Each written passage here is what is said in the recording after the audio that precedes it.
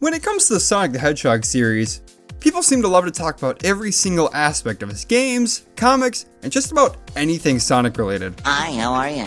One of the main points brought up when talking about Sonic is the music, and rightfully so.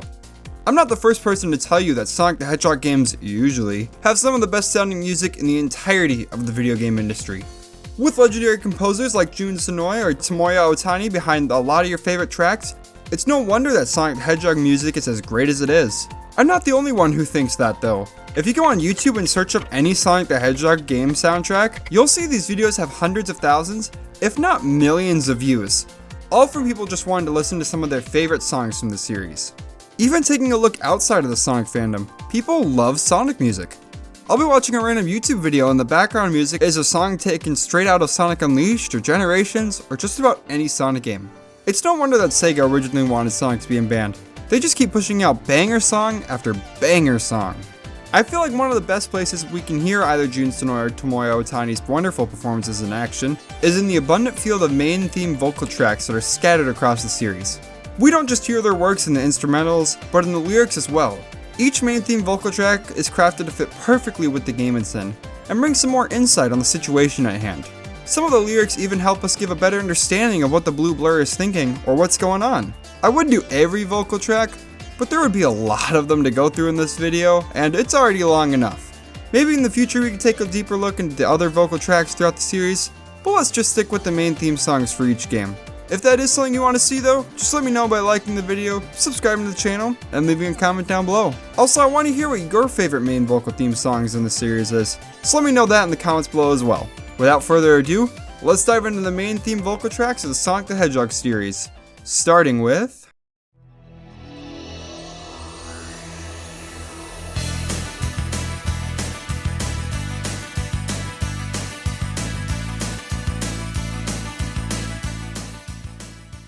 Sonic Boom, performed by the band Pastiche, is the first Sonic vocal track in a game ever in the United States. See, the Japan and PAL versions of Sonic CD actually have a different opening song, but we'll talk about that one next. Anyways, these songs set the precedent for the whole series moving forward. If we look at the lyrics, we can see how the song was really trying to drive home who Sonic is, and his motives in this game. Let's start with the first verse.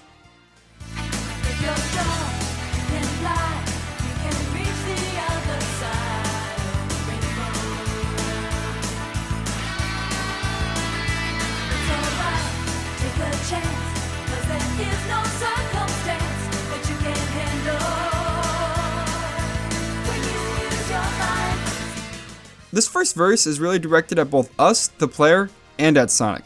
Although Sonic cannot actually hear these songs, at least I don't think he can, it gives us some insight on what's motivating him. Now while Sonic can't fly, we're being told that if he wants to, he can accomplish anything he puts his mind to. Even if that thing is something that's physically impossible to obtain, like reaching the other side of a rainbow, since a rainbow is just a trick of the light. The next part of this verse is mirroring the first, but also lets us know that Sonic is a bit of a daredevil. He lives life on the edge without much being able to hold him back. We're also told that where there may be hardships in life, Sonic's able to push through these hardships and complete any goals that he puts his mind to. Moving on to the chorus, we hear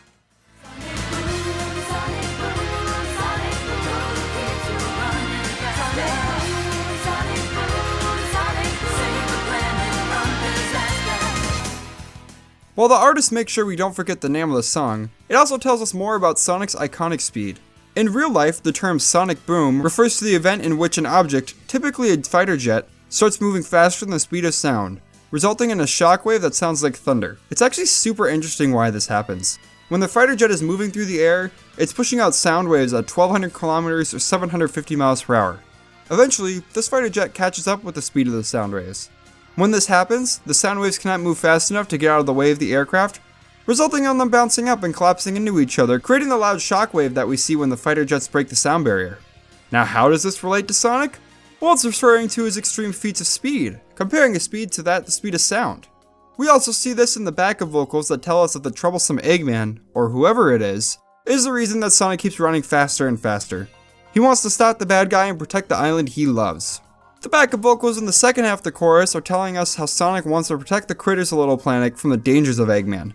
We can see these disasters in the game.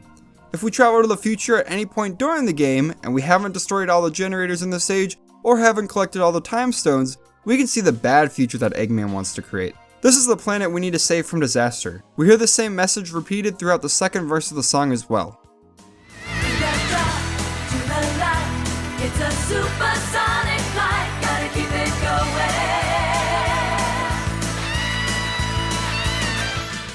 The dark is typically a metaphor used when something or someone is unknown to someone or the situation they are faced with is filled with evil and danger. The light then contrasts the dark, being someone or something that is good and brought to the forefront of the situation. In this verse, we can hear Sonic running through the darkness, the evil, to bring light to everyone and everything, or bring the good back to Little Planet. Now, even though the verse says it's a supersonic flight, you can't actually turn into supersonic in this game. But again, this could just be referring to Sonic's incredible speed he's able to accomplish. The final line in this verse tells us that Sonic is persistent, and will push through any opposition he may face. The rest of the song is just the chorus repeated a few more times, so let's just move on to our next song.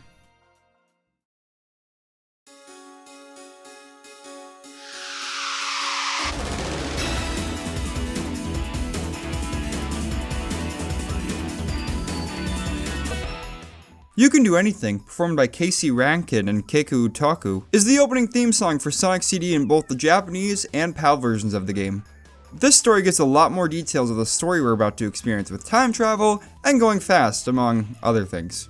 The first verse has too much to dive into right away, so we'll split it up into two sections.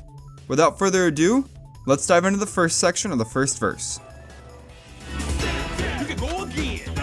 Don't fall behind. Say don't be late. Destination heaven.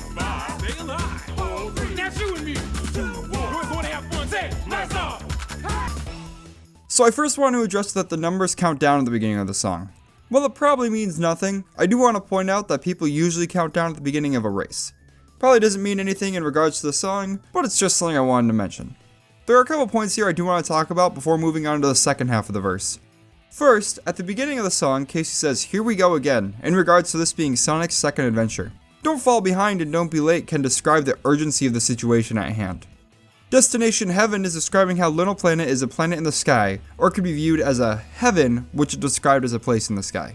Now It's You and Me, or We're Gonna Have Fun, describes Sonic as someone else. I'm not too sure if the other person is Metal Sonic, Dr. Eggman, or the player, but I think it could be interpreted in any of these ways. Now the song devolves into a bunch of nonsense after this point, but let's still take a listen and decompile the bits and pieces of the song that actually make sense. Hey, Excalibur! It's about that bar. What do you mean? Give and take. Going home. Side zone. Check out, eh? Live alone. Leather legs. Getting in place. What do you get, say? That's it. Zoom room. Cosmic zoom. That's up, Jay. It's Sonic Boom. Let me just start off by saying that Jake mentioned here is literally just a name. Like, I looked into it. No one on the song is named Jake. No one in the game is named Jake. No one who worked on the game was even named Jake. I even looked for Jacobs too, since Jake could be short for Jacob, but yeah, no. There's no one named Jake, so this is literally just a throwaway line. Now for the two lines that actually make sense, going home, time zone, and check out Egg, he's never alone, references the main themes and the sense of the story in this game. Sonic, using either these past or future signs, or by collecting all the time stones, needs to travel through time and stop Dr. Eggman, or Dr. Robotnik if you live in America, from taking over Little Planet. The Doctor isn't alone this time because he has created Metal Sonic, a perfect replica of Sonic who is meant to match him in both speed and strength. We've already discussed what a Sonic Boom is and what it means, so let's just move on to the pre-chorus of the song.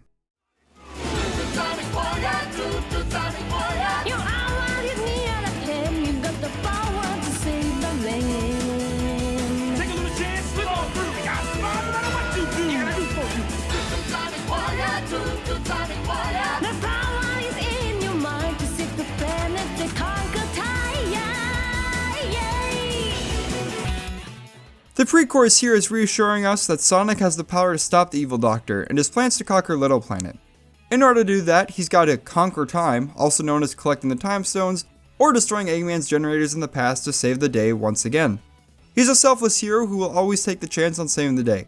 Even if the odds seem impossible to beat, he's still got to try. Not much to talk about here since it's kinda just reiterating what we already discussed, so now let's dive into the final section of the song, the chorus.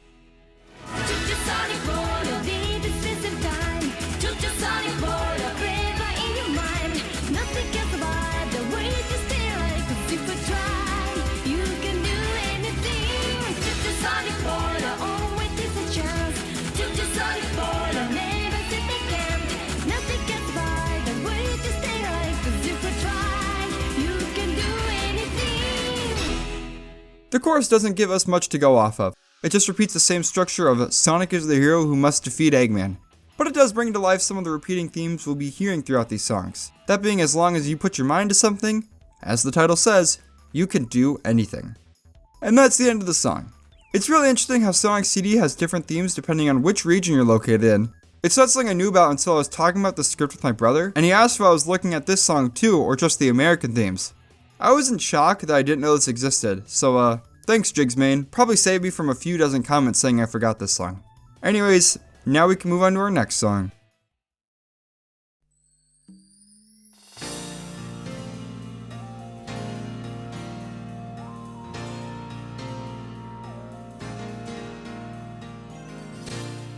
Yeah, you thought I was going to Sonic R or Sonic Adventure, didn't you? Well, it turns out there's actually a vocal track in Sonic 3D Blast for the Sega Saturn version of the game. Now, it could be debated if this is actually a main theme song. The Sonic Wiki Zone counts it as one, so I might as well talk about it here. Unlike Sonic Boom, You're My Hero, performed by Debbie Morris, is sung from the perspective of the Flickies that Sonic saves throughout the game. Let's take a listen. Trapped inside for so very long. How could things turn out so wrong? You came along to save the day. I knew that it would be okay. My knight in shining armor came. My life would never be the same. Right away from the first verse, we can hear that the Flickies, who were trapped by Dr. Eggman, are feeling very down because they were trapped by the Mad Doctor and have regrets on how it happened. But light is brought to the situation when you, presumably Sonic, came to save them. From the lyrics sung, it sounds like these Flickies now know that no matter what kind of danger they're in, they can always count on Sonic to help rescue them and save the day. This is then further realized in the chorus.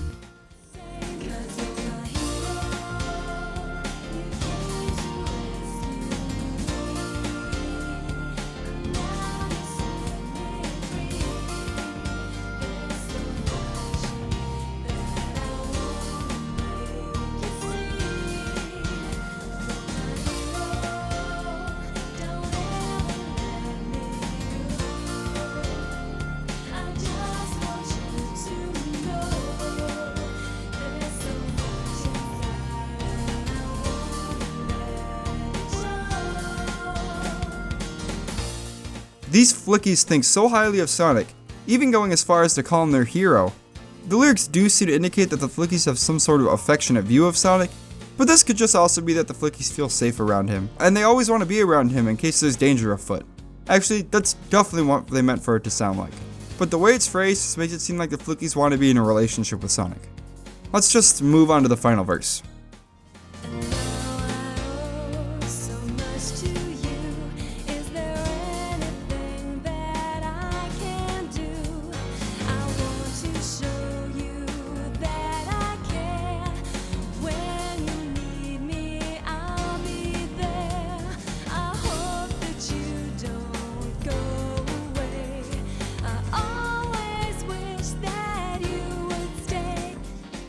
Within the final verse, we hear what sounds like a conversation between the Flickies and Sonic. The Flickies telling Sonic that they're thankful and wanting to pay him back for the good deeds he's done, and Sonic just telling them he's always going to be there for them whenever they need him.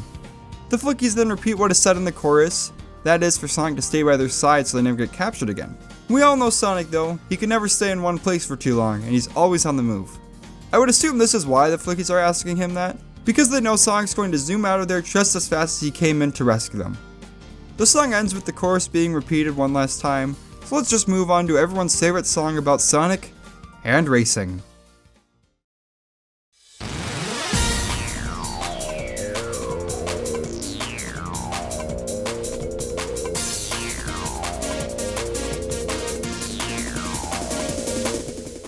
Supersonic Racing, performed by TJ Davis, is the main theme of Sonic R, and is also the song that plays in the background of the Radiant Emerald stage. There isn't too much to say with that first verse, or the whole song for that matter, but let's just listen to the chorus and talk about that a little bit. Supersonic racing, try to keep your feet right on the ground. When you're supersonic racing, there's no time to look around. We're just supersonic racing, running to the point of no return. Everybody's supersonic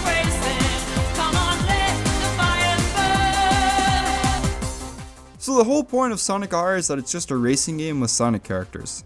The lyrics mirror this concept as it literally just tells us that the characters are, well, supersonic racing. There's no really deeper meaning to the rest of the song, it's just Sonic racing. So let's just move on to our next song.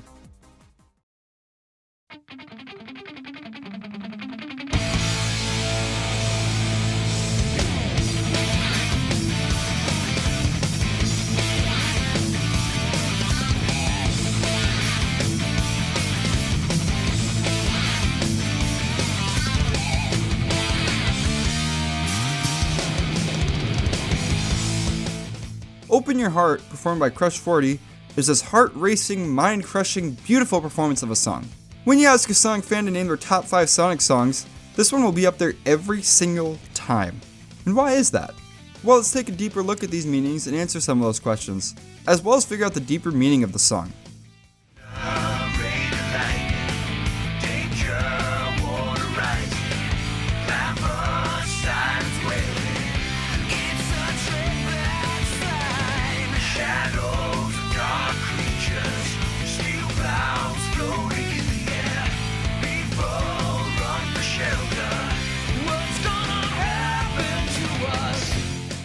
This first verse paints us a pretty clear picture of what's going on in the game. There is a disaster afoot and all seems helpless.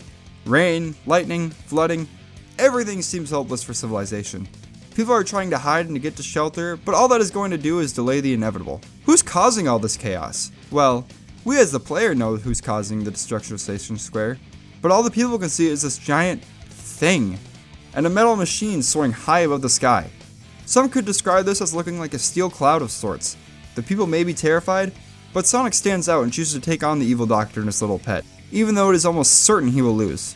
We can hear this all in the pre-chorus.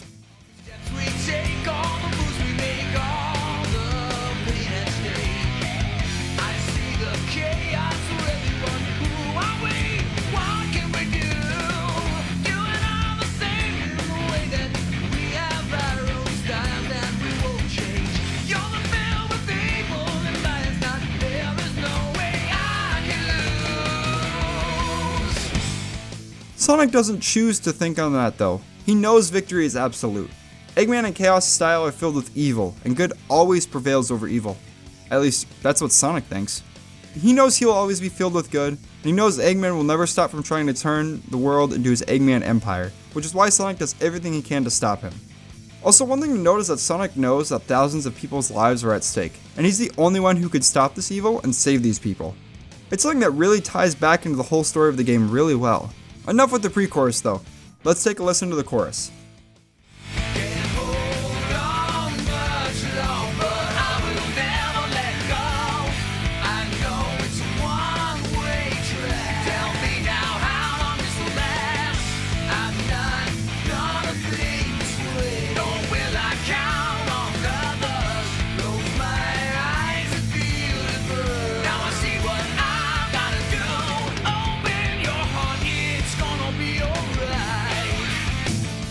With these lines, we really hear Sonic's inner monologue as he's running through this adventure, trying to stop the Mad Doctor.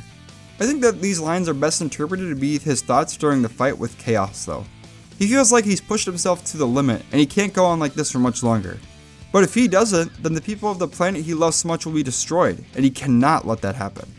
While Sonic always fights danger with a sarcastic grin on his face, he wants this fight to be over and go back to relaxing on the beach, in the woods, or wherever he wants to rest. I feel like that's something that recent Sonic games have forgotten about Sonic's character.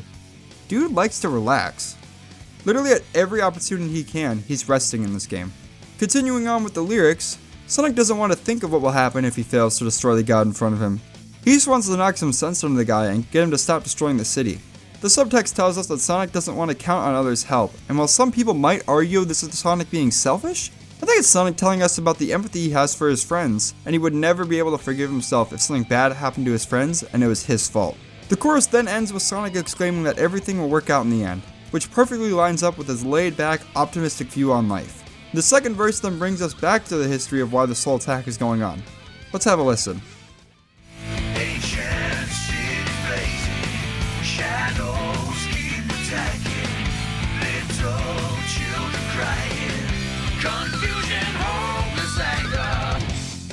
I'm pretty sure that most of us conclude that the ancient city Blazin is in reference to how Chaos destroyed the ancient Echidna clans some thousands of years ago. But the Shadows Keep Attacking line is having me a little stumped.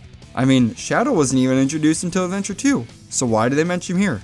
All jokes aside, my best guess is that this is referring to either the Echidna clan deciding to attack the Chao at night, or Chaos retaliating the attack at night before he was sealed inside of the Master Emerald. The little children crying line can have a double meaning. It can mean that literal children are crying during Chaos' reign of terror on Station Square, which I think is totally valid because the whole city is being destroyed by a literal god of destruction. What I think it truly means though is that the little children are meant to be the Chao who lived at the altar of the Master Emerald. At the time, they were being wiped out by these scary men trying to take some ancient power for themselves. Who wouldn't be scared? The final line in this verse is all about how Chaos himself is feeling. We even hear Tikal mimic this at the end of Sonic Adventure before the final boss fight with them. Chaos is confused and angry at the world for what the Echidnas did to Chaos' people, and Chaos wants revenge on the world for their family being killed. That's why they're going crazy and trying to wipe out Station Square. Jumping forward a little bit, the pre-chorus to the next chorus directs Sonic's attention toward Eggman. Take a listen. I don't know what it can be, but you drive me crazy. All your cunning tricks make me sick. You won't have it your own way. Sonic's fed up with Eggman, honestly. He tricked Knuckles to fight Sonic from Tails for the Chaos Emerald. He tricked Tails in revealing the Emerald early so that he could steal that. He sprayed Sonic and Tails with some sort of sleeping gas and stole the Chaos Emeralds from them while they were passed out. Sonic is sick and tired of Eggman getting the upper hand on him, and he won't let Eggman get away with it. Not this time. Jumping forward again, the final section of the song I want to listen to is the bridge in between the second to last chorus and the final pre-chorus. So let's take a listen. If it won't stop, there will be no future for us.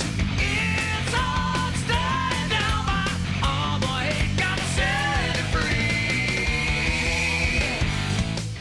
The final section we're looking at is Sonic's view on Chaos and their destructive power. Sonic knows that if Chaos doesn't stop destroying Station Square, they'll eventually get around to destroying the whole world. Nothing, and especially no one, will be left after this beast is done with them. Sonic reflects on this and understands why this creature wants to destroy the world, and what Sonic needs in order to keep Chaos from decimating everything in their path. Well, that was a lot to cover for one song, but we're not slowing down at all. Let's jump into the next song we're looking at today, Live and Learn.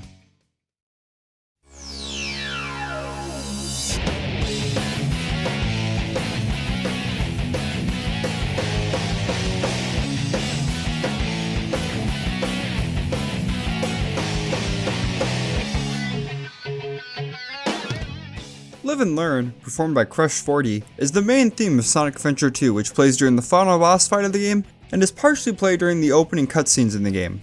Without wasting any more time, let's dissect this song. Can you feel life moving through your mind? Ooh, look like it came back for more. Yeah. Can you feel time slipping down your spine? Ooh, you're trying to ignore. Yeah. During the first verse, we're already put through so much, so let's just take this one line at a time. The first line is meant to be more ambiguous. Life is precious. Every single human being is meant to be here on this earth, and has a purpose in life. And I'm just going to pause here for a second. I want to say that if you're feeling you aren't worth anything and life is meaningless, well, I just want to tell you that you're more valuable than gold. And you do have a purpose here on earth. You just may not know what that is yet. I don't know how to transition well out of this, so let's just take a look at the second line. Sonic and Shadow are faced with a seemingly impossible task, defeating this giant monster. Shadow thought he had defeated it while aboard the Ark, but it's attached itself to the Eclipse cannon and is trying to finish the job it was programmed to do. The Bio-Lizard is the it that has come back for more. Feeling time slipping down your spine can be a way to visualize what's going on during this climactic battle. Sonic and Shadow only have 5 minutes to defeat the final hazard before it and the Ark crash land onto the Earth, wiping out everyone on the planet. They feel the pressure and they know what's at stake if the two fail their mission, because if they fail, it'll be the last mission they ever do.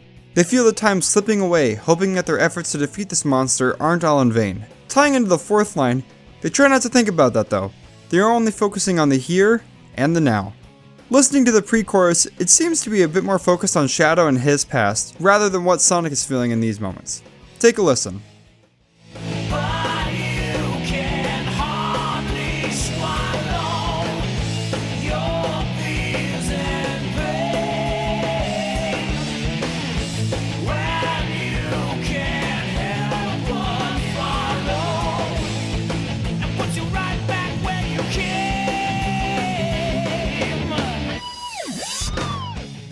Shadow's past haunts him to this day. The death of everyone he could call his family, especially the painful memories of seeing Maria shot by gun soldiers, has made him resentful towards the people on planet Earth. I think this helps paint a clearer picture of Shadow and what he's like. Now, I know that people are very aggressive when it comes to talking about Shadow as a character, but I think he was scared. The closest person to him, his best friend, his everything, was shot and killed right in front of him, and he couldn't do anything to stop that. I definitely could be wrong, and this is just supposed to be Sonic and Shadow are scared of losing the ones they're close to, but I just wanted to bring up that point. The last two lines to me are meant to represent how Shadow has come full circle in this game.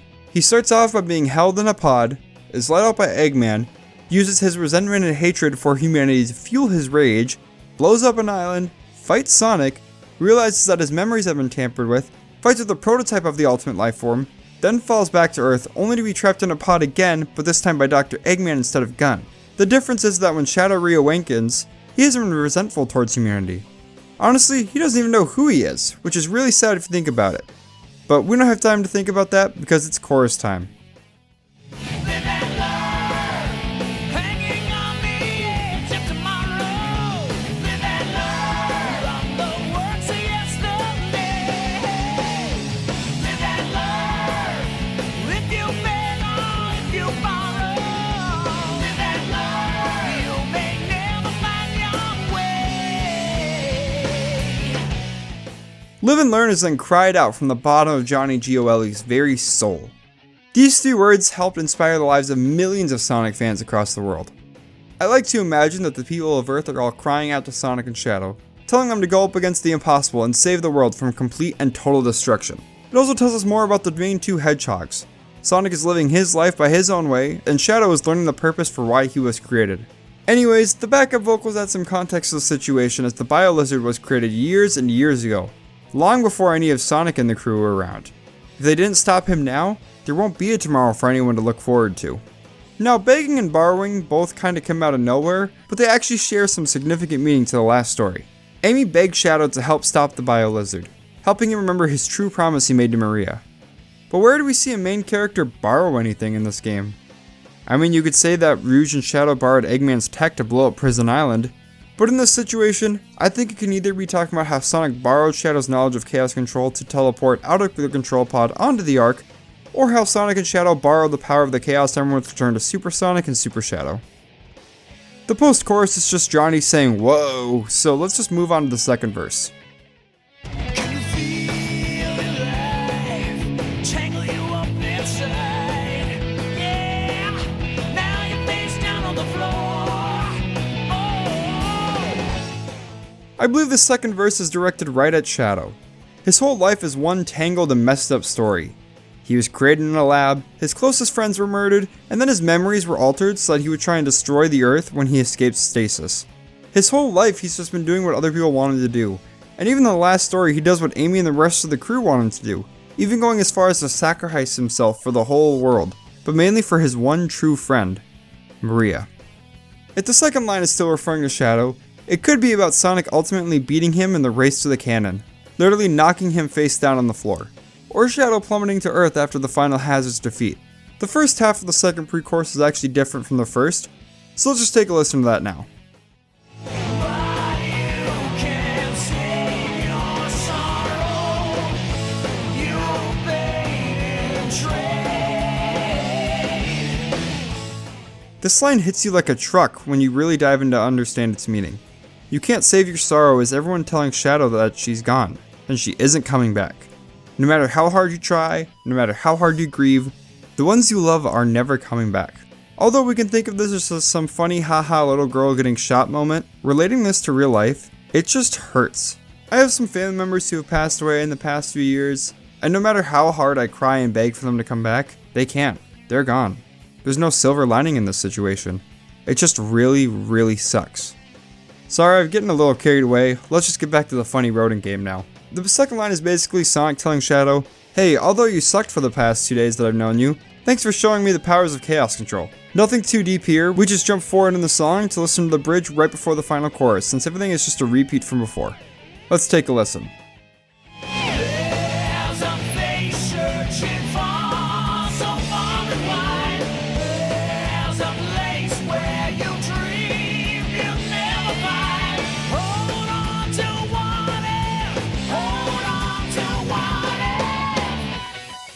Now I know there's a giant face orbiting around the Earth, but I don't believe this is the face being sung about here. I believe the face searching far and wide is Maria's. At the time of writing this script, the first Sonic X Shadow Dark Beginnings episode came out, and beside it being beautifully animated and absolutely gut-wrenching, we see in the beginning Maria's love for Earth and how much she wishes she could go down to Earth and see its true beauty.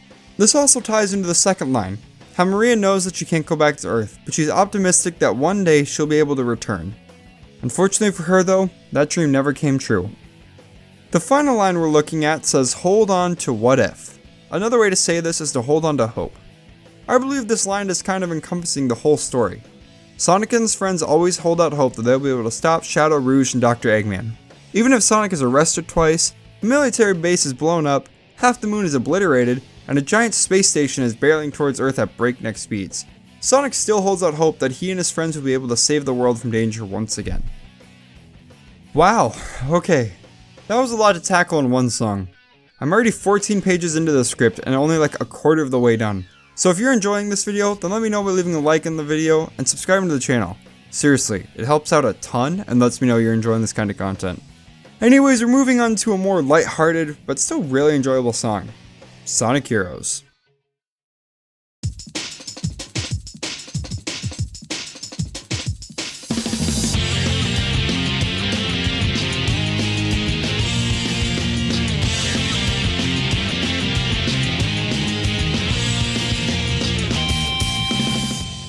Sonic Heroes, the game, has always been a game I've thoroughly enjoyed from beginning to end. Yeah, the gameplay had some issues, and the character fights feel forced most of the time.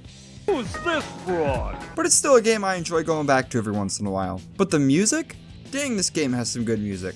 Maybe one day I'll go back and talk about the character themes, but we're just looking at the main theme song today, Sonic Heroes, performed by Crush 40. So let's take a listen to the first verse. What goes up must come down. Yeah, my feet don't touch the ground. See the world spinning upside down. A mighty crash without a sound. I can feel your every rage. Step aside, I'll turn the page. Breaking through your crazy maze. Like a laser beam, my eyes on you. The first two lines tell us something that should be impossible due to gravity, but I think this wording is very intentional when it comes to its meaning. It's telling us, the player, that Sonic and his friends are breaking through new limits. Sonic and his friends are the impossible.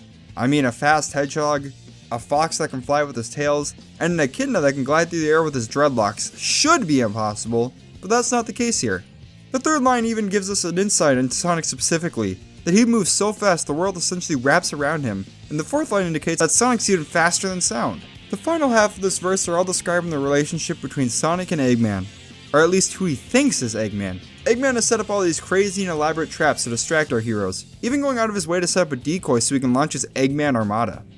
Sonic and his friends aren't faltered by this though. They're going after Eggman no matter who or what is in their way. Speaking of Eggman, he's sung more about in the pre-chorus as well. Let's take a listen. Watch me rule the night away. Watch me save the day. Feel my storm is getting close. Heading your way. The first half of the pre-chorus tells us of this dynamic that Eggman, who is actually Metal Sonic, and our Sonic have. This dynamic is represented by the night, which can typically be a metaphor for evil, and the day, which is typically used as a metaphor for being good. Sonic and his metal copy are saying that they are rulers of good and evil respectively. This flows perfectly into the second half of the pre-chorus because it can apply to either hedgehog. Metal Sonic, who is causing a literal storm, is heading towards Sonic to defeat him and rule over the whole world. And Sonic, who is thrashing all of Metal Sonic's lackeys, causes a metaphorical storm, but still rushes towards Metal Sonic to stop him. In the chorus, we can even hear what sounds like Metal Sonic plotting his plan for destroying Sonic once and for all. Sonic Heroes, Sonic Heroes. Find you, confine you, defying your blade. Sonic Heroes, Sonic Heroes. Setting the stage for a hero parade. It should be pretty obvious, but Sonic Heroes is the name of the game, but also is describing Sonic and his group of friends that we play as throughout the whole game. We hear about Metal Sonic's plan as well, and how he has tied up Eggman and defied his maker to try and defeat Sonic. All he ends up doing is setting the stage for Sonic and his friends to play the role of hero once more. There's not too much to say here, so let's just dive into the second verse. hesitate. A second left to walk to fate. Try to strike, but a bit too late. I got to hook by my own day. The first half of this verse is setting up the main story within the game. There literally is no time to lose. In 3 days, Eggman plans on conquering the world, and it's up to Sonic, Tails, and Knuckles to stop him. If they can't, then the world they once knew would be taken over. I believe this also plays into the fearlessness shown by Sonic, Tails, and Knuckles. There's no hesitation to go charge Eggman and save the day. I mean, Tails and Knuckles literally jump out of the Tornado 2 mid-flight to go after Eggman. They're seriously dedicated to stopping him. The second half of the verse is from Metal Sonic's perspective. The heroes are all too late. He's won. He's collected all the data he needs to become the most powerful being of all time. With Sonic, Chaos, and the Ultimate Lifeforms data, he is unstoppable. He tricked the whole crew into stopping a phony, and now he's going to use the power he's collected to take over the world. The next two sections are just the pre-chorus and the chorus, so let's jump to the final section we're going to talk about, the bridge between the chorus and the final chorus.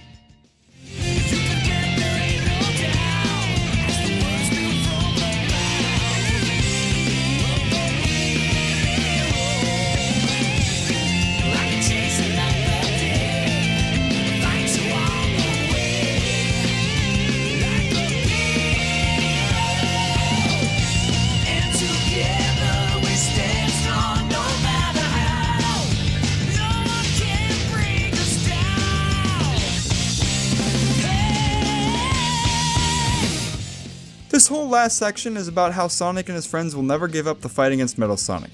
They're heroes, and they're at their strongest when they all come together and fight for the greater good of the world. And with that, Sonic Heroes the song has been thoroughly talked about. Although not my favorite song in the Sonic vocal tracks lineup, it's still an iconic song and one that I hold close to my heart. Now, let's move on to the next song on our list, A New Day.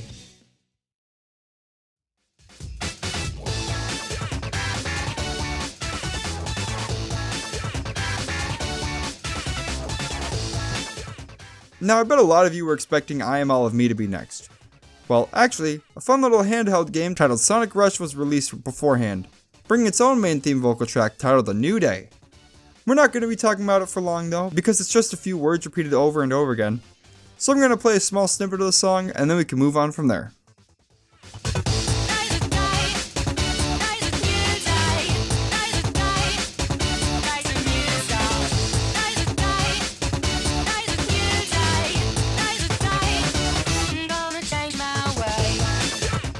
Now this game's soundtrack is actually made up of a bunch of sound bites, like the ones we heard in this song. So I don't believe these words actually have any significance to the game as a whole. But if I had to try and give it meaning, I would say the song is about Blaze. At the beginning of the game, Blaze is very cautious and not really trusting of anyone she meets, but by the end of the game, she's learned to trust Sonic, and the two ultimately team up at the end to save the day. See, like I said, short and sweet. Alright, now for the big ticket item, let's take a listen to I Am All of Me.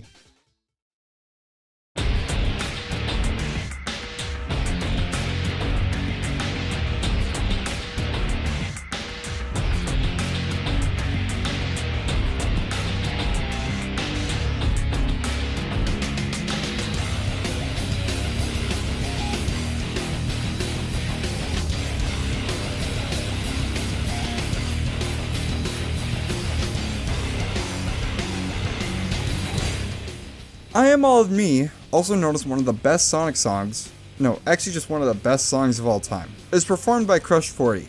I Am All of Me is the main vocal theme for Shadow the Hedgehog, which was released in 2005. This game follows Shadow the Hedgehog and is conflicting emotions to either help save the world or destroy it. Similarly, the song mimics this duality, with lines describing Shadow as either a black-hearted evil or a brave-hearted hero.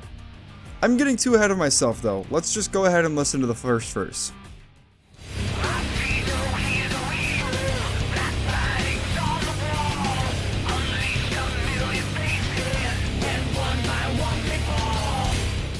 There's a lot to unpack with this verse, so let's just take it one line at a time. I see no, hear no evil is referencing the old Japanese proverb, hear no evil, see no evil, speak no evil, depicted by the three wise monkeys which are said to embody the proverb. This is also in reference to Shadow's more sinister and evil roots. For those unaware, Shadow was created with the blood of Black Doom, the leader of the Black Arms. The Black Arms are an alien species bent on taking over the world so that they can essentially eat all the humans to survive. so Shadow doesn't really see the evil within the Black Arms because he himself embodies this evil. This line really only applies though if you end up taking one of the evil routes in the game and not the good ones. The next line, Black Writings on the Wall, actually has two meanings. The first is referencing a story in the Christian Bible. In the Bible, there is a prophet named Daniel. If you don't know what a prophet is, they're essentially someone chosen by God to kind of be like a mediator between the people and God. Not that the people couldn't talk to God themselves, but these prophets were specifically chosen by God to lead his people back to him and help follow his commands. Anyways, in the story, a Babylonian king throws a party in which everyone essentially gets drunk. During the party, a hand comes down from heaven and starts writing on the wall. The king and his wise men were too drunk to be able to decipher what the writing meant. The king even offered riches galore to whoever could decipher what it meant. After no one could decipher it, the queen said to the king that there was a man named Daniel who was able to speak to the gods. After sending for him, Daniel arrived and was able to decipher the writing on the wall. These words were Mene Mene Tekel Parsin. Since the Old Testament, or everything written before Jesus was born, was written in Hebrew, these words are all Hebrew words. In context though, this is what they meant. Mene. God has numbered the days of your reign and brought it to an end. Tekel. You have been weighed on the scales and been found wanting. Parsin. Your kingdom is divided and will be given to the Medes and the Persians. The king, hearing the devastating news, still cloaked Daniel with some of the finest clothing in the land and sent him on his way. The next night, the king was slain. So how does this relate to Shadow the Hedgehog? Well, based on the imagery, it could be Shadow essentially telling Black Doom that he's done for and he will be destroyed. Think about it. Mene, your days will be numbered. Tekel, you have been found guilty of doing bad things. Parsin, your kingdom, or the Black Arms, will be destroyed. This would also be in contrast with the first line. Since that one's all about being evil, this one can be all about being good and doing what's right. The other thing this line could be referencing is that within Gerald Robotnik's cell, we can see writing all over the wall after he went mad. Now I feel like the connection to Daniel is stronger than the connection to Gerald, but I thought I would mention it regardless. Also, if you haven't read it, the Book of Daniel is just a really good book. Even if you aren't a Christian, I still highly recommend checking it out. The third and fourth line are both in reference to a sheer number of either Black Arm or gun troops that you'll be taking out on your journey. Depending on which path you take, Black Arm troops and the gun troops are both trying to stop each other, as well as Shadow on his journey, so he will take them out if he has to. Alright, well that was a lot for just the first verse. But these next few parts should be shorter, so let's just jump into the first refrain in our list of songs.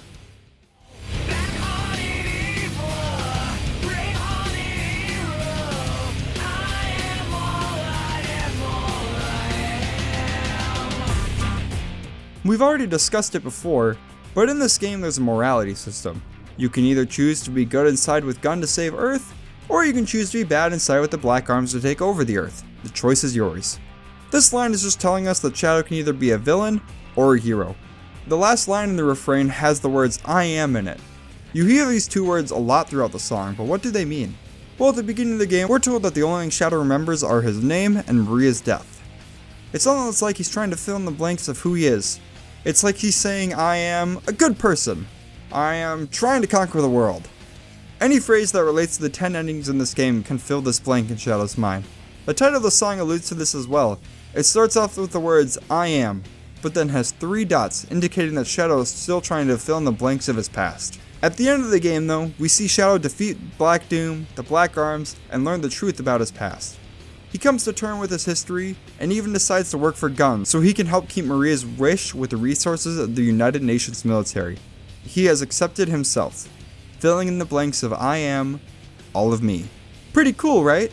Well, the song is still playing, so let's take a look at the pre-chorus.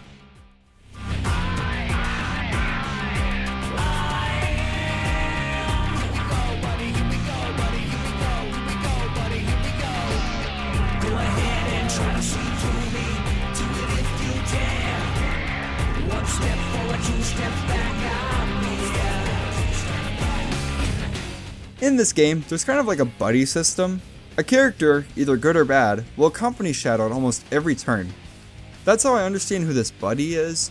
Shadow also seems to be challenging this buddy to try to understand his motives and what he's going to do next. In this game, you could be on the good route the whole time, and switch to the evil route at the last second just for the heck of it.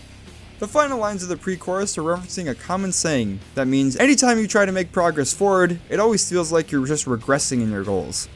Here, Shadow is trying to get answers about his past, but every time it seems like he gets an answer, more questions just seem to pop up, confusing him even more. Well, what a beautiful segment into the chorus, don't you think?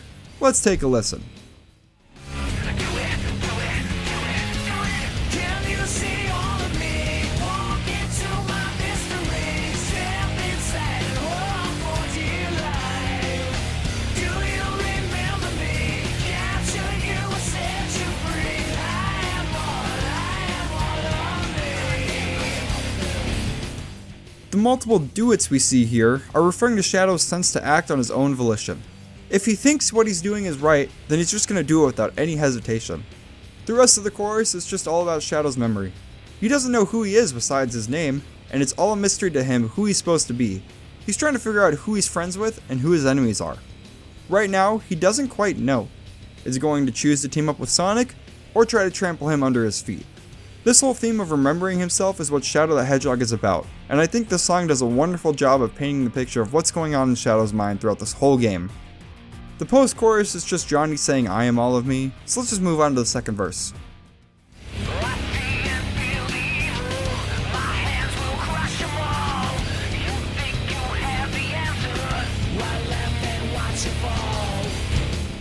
Shadow tells us here that he is able to see and feel the presence of the Black Arms. While this is technically because he's a part of the Black Arms, I don't necessarily think it means that Shadow himself is evil. Let me explain. Just like how Knuckles can sense the Master Emerald Shards in Adventure 2, Shadow can sense the presence of his kind and the evil intentions behind the Black Arms. It's then up to the player though if they want Shadow to fight against them or join them. The next line just tells us that no matter who Shadow's up against, he will destroy them. He could be fighting the Black Arms or the Gun Soldiers. He will crush whoever stands in the way of his goals. The third line indicates that there's someone else who knows who Shadow is, and why he can't remember his past. For the most part, everyone who tries to team up with Shadow throughout the venture knows his past, and why he can't remember anything. Although nobody decides to try and tell him the truth until the final boss fight with Devil Doom. The final line in this verse shows off Shadow's cockiness and confidence in himself. If people get in his way, he just brushes them off as another obstacle in his path that needs to be destroyed in order to uncover the truth about his past. The lyrics in this song have honestly been a blast to go through, and after learning some more about the song, I hear it in a whole new light now. We're not done with the song though, we still have one more section of it to go through, and that's the bridge before the final chorus. Let's take a listen.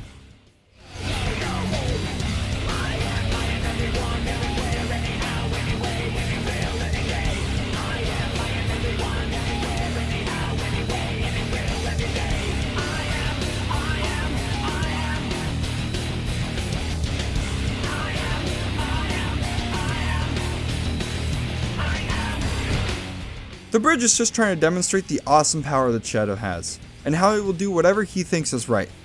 If you try to stand up against him, there's no guarantee that you'll be coming out alive from that fight.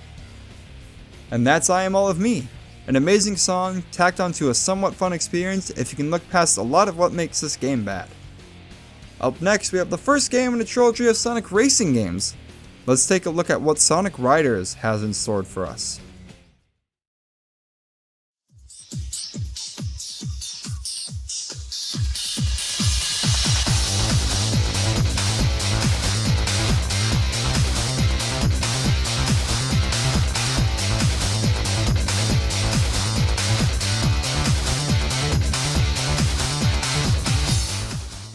Sonic Riders' main theme song is called Sonic Speed Riders. Performed by Rumblebee, Sonic Speed Riders goes for a more electric rock style of music compared to the past few entries on our list. It's on the shorter side of song length, so we won't be taking up too much time going over the song. So without taking too much of our time, let's listen to the first verse.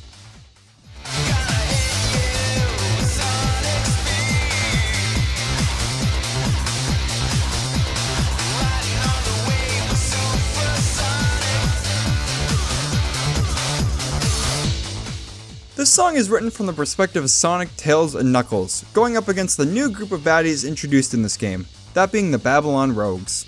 The Babylon Rogues are composed of Jet the Hawk, Wade the Swallow, and Storm the Albatross. These guys are experts in extreme gear, and that's all we really know about them. Enough with the backstory. What does the song mean? Well, this first verse is, from what I can only assume is Sonic, telling the Babylon Rogues that he's going to show them what true speed looks like. Sonic is known for running fast, But even using this extreme gear, he's going to show them that he can speed right past them at supersonic speeds. Moving on, the refrain just says "I'm gonna show you" a few times, so let's just move on to the second verse.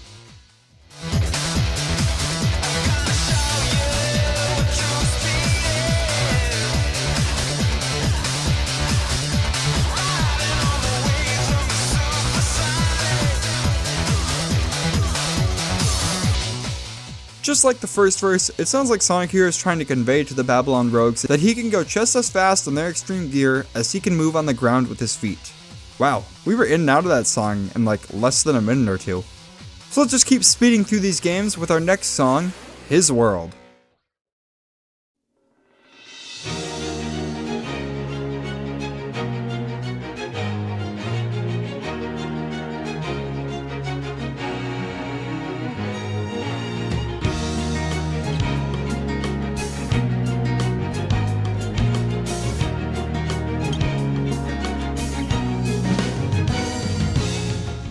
First off, let me just say that if you've never heard this song, go listen to it then come back to this video. Seriously, this song was blessed by God himself. This song in itself is basically the second coming of Christ. The orchestral intro, Ali and Maddie's voices, the rest of the instrumentals in the song, it all comes together to form this beautiful masterpiece. His World, performed by Ali Tabatabe and Maddie Lewis from the band Zebrahead, is the main theme song of Sonic the Hedgehog 2006. Although the gameplay is not that great, the music in this game is amazing, and I would also recommend listening to this game's soundtrack if you have a chance. Now, this song has a couple different iterations. There's a version performed by Crush 40, a version performed by the band Zebrahead, and then the version we'll be looking at today, which is Sega's Sound Team, with the vocals sung by Ali and Maddie from Zebrahead. I do like the other versions though, so if you have a spare 10 minutes, you should go listen to those ones as well. I've been talking a lot, but one more thing I should mention before we get into the song is that the verses and choruses are super long. So I'll be splitting them up into smaller sections so it's easier to follow along. Without further ado, let's dive into the first verse. Come on, let the fuse, he's a rocket and he's ready to go. Cause now the countdown has started and he's ready to blow. He's got the dope sounds bumping and his stereo. That's fast, putting on the show. The first section of the first verse is all about showing off how cool and cocky Sonic the Hedgehog is. He's fast and he's always ready for a new adventure wherever that may be. I like to think that the lyrics that reference dope sounds bumping in the stereo are all about the great music that has been a part of the Sonic series for the past 15 years at this point. I mean, we have the Genesis game music, but now we also have songs like Open Your Heart, Live and Learn, What I'm Made Of.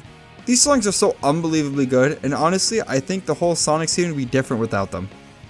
The final line is all about beating his enemies in a fast and spectacular fashion. Nothing too special about it. Let's go ahead and get into the second half of the verse. Don't wanna get yourself together, there's no time to rest. And if you put the time in, he'll put you to the test. He's like a running man, in his world more is less. And if you wanna test him best, bring your best. Don't make me spell it out, bring your best. This next section of the verse is all about praising Sonic and his skills. Sonic is such an inspirational figure to the people in his world, and if you want to follow his lead, then there's no time to rest, but always just keep pushing forward in life. Sonic helps the people closest to him grow stronger. By putting the time in with Sonic like Knuckles and Tails have, the work will pay off and they'll come out stronger than ever. Obviously, the Running Man line is literally just about Sonic's speed, but it's the end of the line, in his world, more is less, that really gets me. Sonic is all about adventure and seeking out his next adventure, but he also just likes to chill. Literally anytime we see Sonic and he's just completed an adventure or about to start one, he's relaxing on the ground, typically sleeping. We see this twice in Sonic Adventure. Before he goes after Tails he's resting, after defeating Eggman he's resting. To him, running around is fun, but it seems he gets tons of joy out of just being able to rest. Also, it could mean he's tired from running around and stopping Dr. Eggman, but I like the former idea better. Going into the final lines of the verse, we can hear that if you even want to think about going up against Sonic, you better bring your best and not hold anything back. He's not going to settle for a fight against someone who isn't going to try, so if you want to test Sonic, then you better bring your A game. Moving on from the first verse, we go straight into the chorus. The chorus is kind of long, but it repeats itself a bit, so let's just go ahead and listen to the whole thing. In this world, where life is strong. In this world, life's an open book. In this world, where compromise does not exist. In his world of rules that free.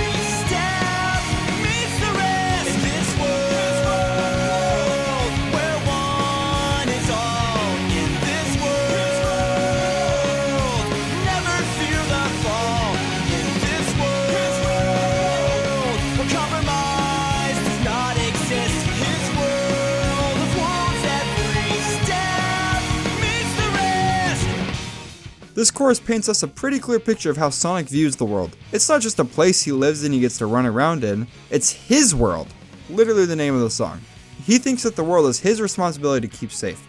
That's why he runs towards the danger instead of away from it. He also thinks of life as an open book. To him, life is simple. Wake up, run around, destroy the bad guy who's trying to stop the freedom of others, and repeat. His life isn't too complicated. It can just take a toll on him sometimes. He's not going to compromise the freedom of one person for the freedom of others. He's going to do everything in his power to help out everyone, even if it means helping out an enemy. Throughout this whole song, we hear all about Sonic and living in the present. He's not held back by his fears of the past, and he isn't held back by the worry of the future. Every step he takes is risky because if he makes one wrong move, then the people he loves could be hurt. But he's not focusing on that right now. He's just taking life one step at a time. It's poetic, actually. This whole game is about the past, which is represented by Shadow, the future, which is represented by Silver, and the present, which is represented by Sonic. This song does an excellent job of painting that picture, and also an idea of what Sonic's personality is like. The last line in this chorus we're looking at, which is "Never fear the fall," can be about how Sonic lives his life, but also how we should go about living our lives. Never be afraid to fail and make the wrong move. If all you do is worry in life, you'll never get anywhere. So don't be afraid, do what you want to do without the fear of failing.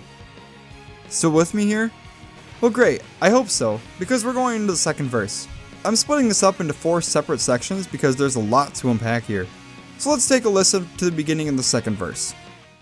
Running it back again, well, what'd you expect? Coming out to win 10 out of 10. Got a real rough pass, minds up his livery and straps on his shoes. Cause he's the best there ever was, haven't you heard the news?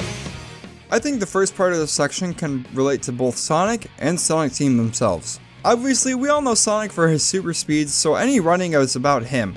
But even when he gets knocked down, he's just gonna get right back up on his feet. In the last part of Sonic Adventure 2, Sonic gets launched into space in an escape pod rigged to explode. Instead of giving up or admitting defeat, he uses a fake Chaos Emerald to use Chaos Control, escaping death and ultimately stopping the end of the world.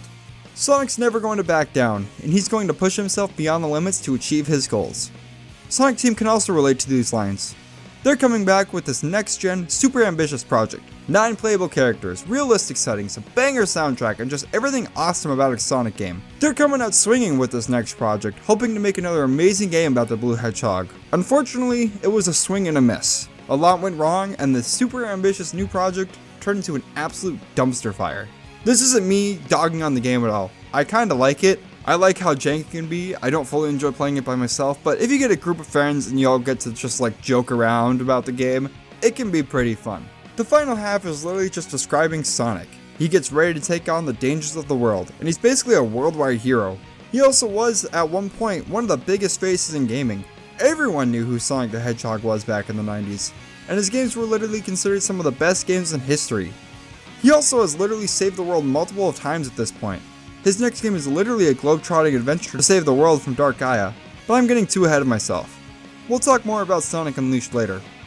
For now, let's get into the next section of this verse.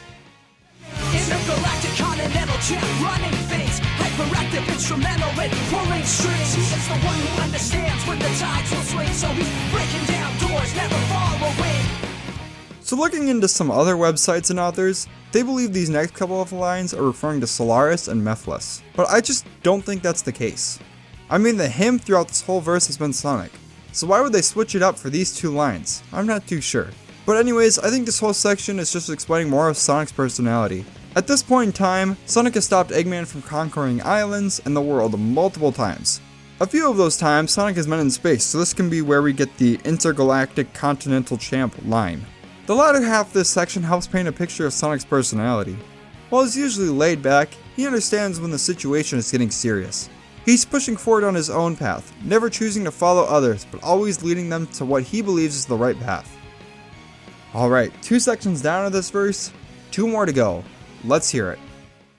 Come on and psych yourself up, cause it's time to play. Bounce to the beats and the rhymes, cause they're here to stay. The one and only marathon man living the day. Moving up, coming fast, and they'll blow you away. Now this section is referring directly to us, the player. You can tell when the singer is talking about Sonic. They say words like him or his, talking to someone in the third person. As a listener, the singer is talking directly to us in the second person. He's telling us to get ready for the game of a lifetime. It's time to have an adventure with a soundtrack written out in gold ink. I mean, they're technically not wrong. The soundtrack is pretty fire. It's just almost everything else that isn't good. After that, we're told we get to play as a marathon man. Just another way to say that someone who runs a lot. Then he talks about Sonic's moveset. He's fast, and there's a plethora of skills Sonic is able to use in his adventure. There's not too much in this section to pull from, but hopefully this last section of the verse gives us a lot more to pull from. Let's take a listen. Because the pressures of this world, they can take their toll, and it's tough to get away when they take a hold. The only way to break free is to break the mold. You can't stop now, rock and roll. Don't stop now, come on, rock and roll. One of the many themes of Sonic the Hedgehog is just how unrealistic Sonic is as a character. A happy-go-lucky guy who's able to relax one day and save the world the next.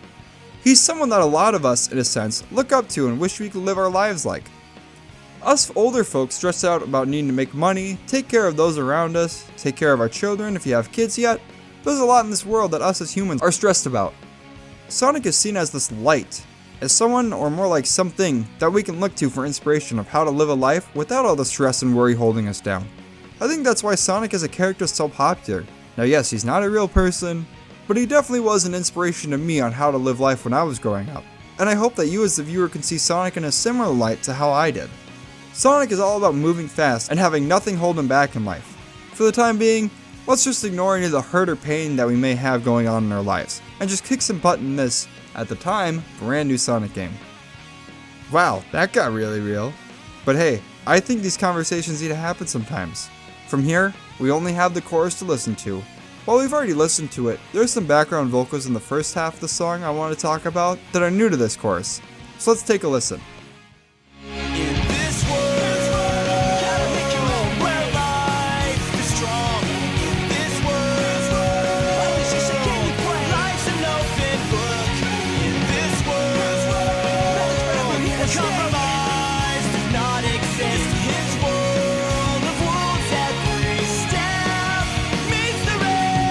I think the background vocals here relate to both Sonic's will and how we should choose to live out our lives. Sonic makes his own way in life, not living by the wills of anyone else, and we should want to be doing the same with ours. I'm not saying to go defy your parents, but live the life you want to, and don't let others try to stop you. To Sonic, life is just a game, while to us, Sonic fighting a big scary guy is crazy. That's just a typical Tuesday to him. To us, Sonic's life is just a game that we play. We get to see all the trials and triumphs that Sonic has faced over the years, and we need to make sure that in our lives, we find a way to overcome any of the obstacles that may come on our path. And finally, nothing lasts forever, so let's make sure we make the most of the life we've been given, no matter what circumstance you're in. While not as in-game lore heavy as previous songs, I think that his world gives us this beautifully crafted inspiration of how Sonic views life, and how we should live our lives as well.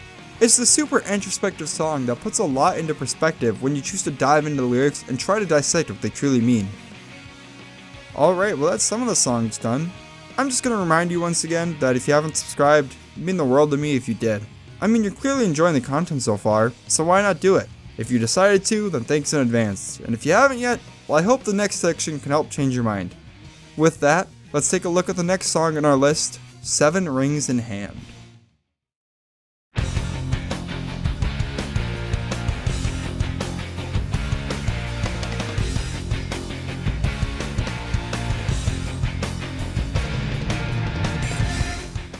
Seven Rings in Hand, sung by Steve Conte, who is the former lead guitarist for the band The New York Dolls, is the main theme for Sonic and the Secret Rings. You hear this song, well, literally everywhere in this game. It's actually more surprising when you don't hear this song in this game. In case you are unaware, this game follows a story in which Sonic gets transported into the story of the Arabian Nights, in which he is tasked to defeat an evil genie by collecting the 7 world rings, which is why the main theme is called 7 Rings in Hand. That being said, let's go ahead and dive into what this song means, starting with the intro.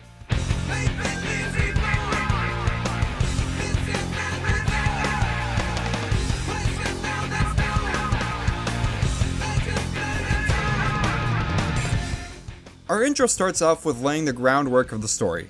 Take what you know and throw that out the window. The unbelievable, like being pulled into a story, is now believable because it's literally happening to Sonic right in front of our eyes. The story being told, though, is all fading away thanks to Eraser Jin. During the Lost Prologue, a section of the game used for teaching the player how to play the game, we can literally see the words fading from the pages as we run on them. This Eraser Djinn is erasing the story so that he can take control of it. He's destroying the story, or the legend, of the Arabian Nights. From there, we move into our first verse, which is telling a similar story. Let's take a listen. No such thing as fate for those who speed. A path at a time instead of just living it. So many things erased before they begin. Hope's on dream instead of what could have been. Sonic, as previously discussed, is a pretty fast boy. I think these first couple of lines gives us a pretty good insight into the mind of the Eraser Djinn. At the beginning of the game, Sonic is cursed with the Flame of Judgment, a curse that slowly drains away a person's life force until they die. Eraser Djinn curses Sonic with this, and he believes that this curse will kill Sonic before Sonic can collect the 7 world rings and defeat him. Sonic's running out of time, and if he can't stop the Eraser Djinn quickly, then his life as he knows it will be gone, alongside the story of the Arabian Nights. This verse also ties back into the intro, as it's describing the consequences that come with trying to destroy an entire universe in a sense. There are so many things in the story that need to play out, but by erasing the story, these events will never take place. Instead of the reader enjoying a good story, thinking about how it will end, the story now ends before the reader could even begin to think too deeply into the story. I'm now realizing that this song is kind of like a polar opposite to the song we just discussed previously. Instead of a world with a protector, we're hearing about a world with no protector, and what happens when evil decides they want to show up with no hero in sight. But we could save that discussion for the end of the song. Let's go ahead and listen to the pre-chorus. Fortune fades like what's in the sand. Just like that, it's nothing at all, just seems. Nothing at all, just seems. Yeah. Fortune shines with 7 in hand. Back to back, make real of all that seems. Make real of all that seems. The first half of this pre-chorus outlines the ultimate goals for the Eraser Djinn, and what will happen if he succeeds in his plans. The Book of the Arabian Nights will be wiped and all the pages will be left blank forever, never to have a story written on them again.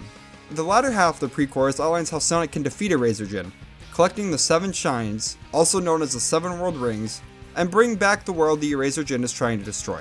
Not too much to dive into here in the pre-chorus, so let's just move on and take a listen to the chorus.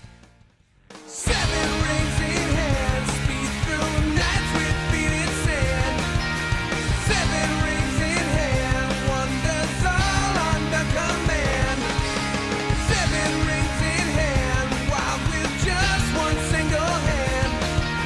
7 rings in hand, narrowed hearts catch fire now. Of course, the 7 rings in hand, aside from being the title of the song, is in reference to the 7 world rings. These 7 world rings each represent a different emotion that the author put into the story. Just so we're all on the same page, let's go over what each world ring represents. The blue world ring represents hope, the purple world ring represents sadness, the red world ring represents anger, the green world ring represents hatred, the yellow world ring represents joy, the aqua world ring represents pleasure, and the white world ring represents wishes. All of these emotions, or the world rings, bind together to create the story of the Arabian Nights, and any good story for that matter. These world rings can also give power to whoever wields them. An easy example of that is when Sonic absorbs the world rings that contain the power of rage, sadness, and hatred, he transforms into Darkspine Sonic. He's able to use this amazing power to defeat Eraser Djinn and save the story of the Arabian Nights. And of course, this wouldn't be a Sonic the Hedgehog main theme if Sonic Speed wasn't mentioned somewhere at least once. The final line, "Arrowed hearts catch fire," references how Sonic was given the Flame of Judgment. The curse was originally meant for Shara, but Sonic jumped in the way and took the curse upon himself. And in case you forgot, this curse will kill Sonic if he's not able to collect the 7 world rings and stop Eraser Djinn. The post-chorus is just a repeat of the intro, so let's just move on to the second verse. No such thing as an arrow through dreams. Hopes may burn but forever last to give in. So many things need a push or pull to begin. On free to move unless another hand gets in. I honestly don't have too much to say regarding this verse. All of it's just repeating what we've previously discussed in the song. What is worthy of noting though is that the final line references how only Sonic can touch the 7 world rings, but not Shara. The next pre-chorus is slightly different than the one we listened to before, but it's essentially repeating what was already said there, so let's move forward to the post-chorus since that has some different lyrics to the previous post-chorus.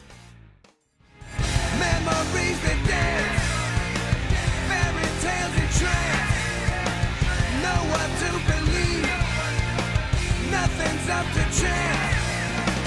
Make believe reborn. Missing mind rethought. Question all that's known. Legends blurred and torn. First off, I just really like this portion of the song.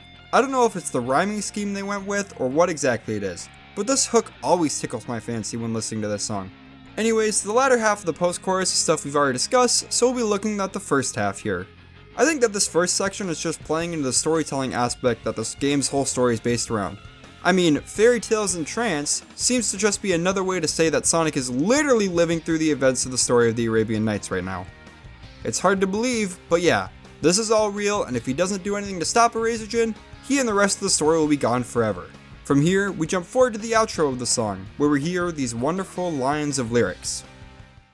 7 seas in hand. Speed of sound through sands. All our hopes and plans in one single hand. The first line is in reference to a character we meet throughout the story, Sinbad the Sailor, who in this adaptation of the world of the Arabian Nights looks eerily similar to Knuckles the Echidna. While Sonic never travels through any seas that we know of, Sinbad is a renowned globe-trotting adventurer who has visited all 4 corners of the earth. I think this line is definitely a reference to him, as well as a reference to the multiple other Sonic characters we see pop up throughout the story. We talked about this before, but speeding through sounds is just this game's obligatory way of telling us that Sonic runs fast. The end of the song makes sure that we know that the whole fate of the world rests in the hands of this one blue rat. I cannot be denied by that filthy rat! Why? I told you, I'm not a rat! I'm a hedgehog! These next 2 songs we're looking at today are rather short, so I'm not going to be spending too much time on these ones. So that being said, let's dive into the main theme of the best game on the Nintendo DS, A New Venture.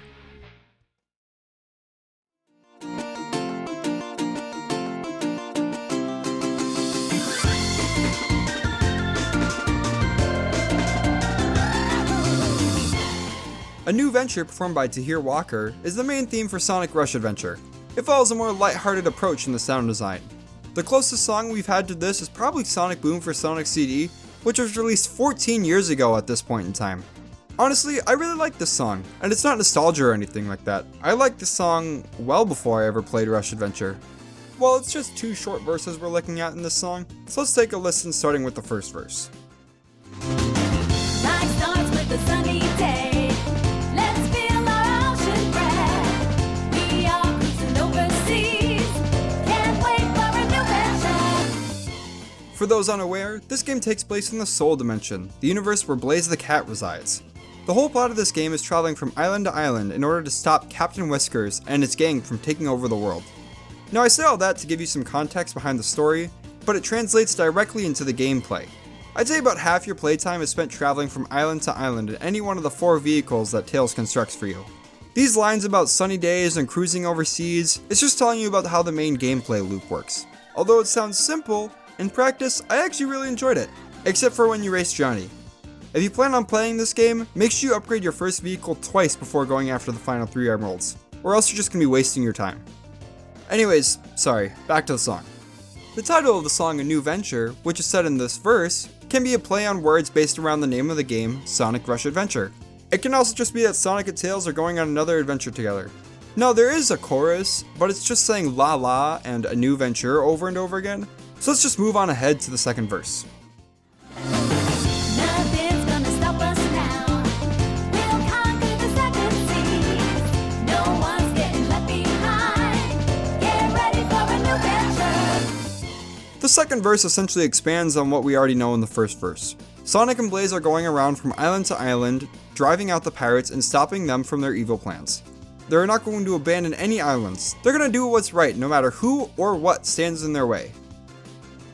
Yeah, that's about it. Short, sweet, and to the point, just how I like it. The next song is a little longer, so let's dive into the, distinct song known as Race to Win.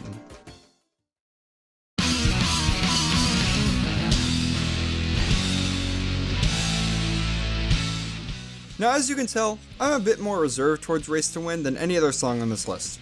That's because I don't like it. Short and simple. I like Ted Poley's voice in other songs like We Can and Lazy Days. I just can't stand to listen to this song. Let's just get this one over with quickly so I can move on with my life.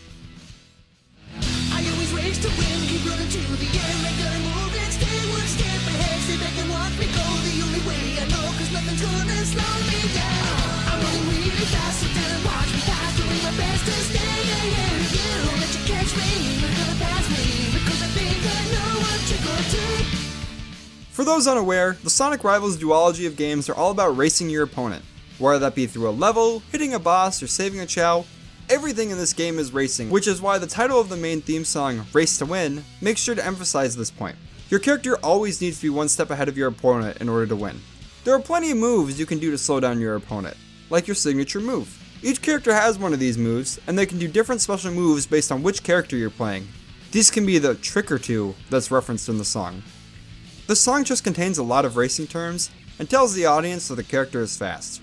We're going to hear that a lot more throughout the chorus and second verse. Just wanted to preface that here. Anyways, let's listen to the incredibly short chorus that accompanies this song.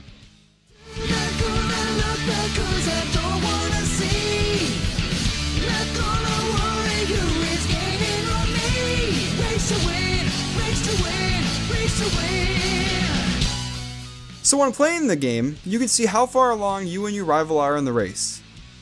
Yeah, that's all I really have to say about this chorus. The whole thing is just run forward and don't look behind you. I promise, I'm not trying to discredit the song because I dislike it, but there's just nothing for me to talk about here. I'm sorry. Alright, time for verse 2. The second half of the verse is just the first half of the first verse, so we won't look at that section. Alright, let's listen.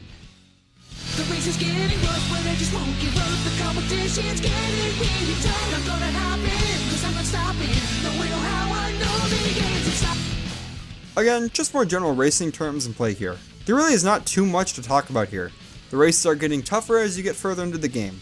It's nice to hear that the character is determined to win no matter who you're playing as.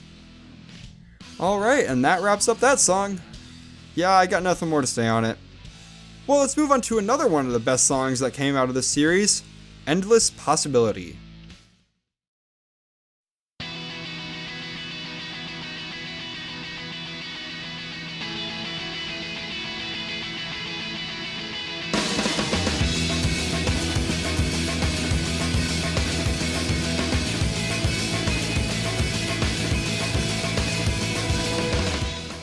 Endless Possibility, performed by Jarrett Reddick, lead singer of the band Bowling for Soup, go check out their music, is the main theme song of Sonic Unleashed.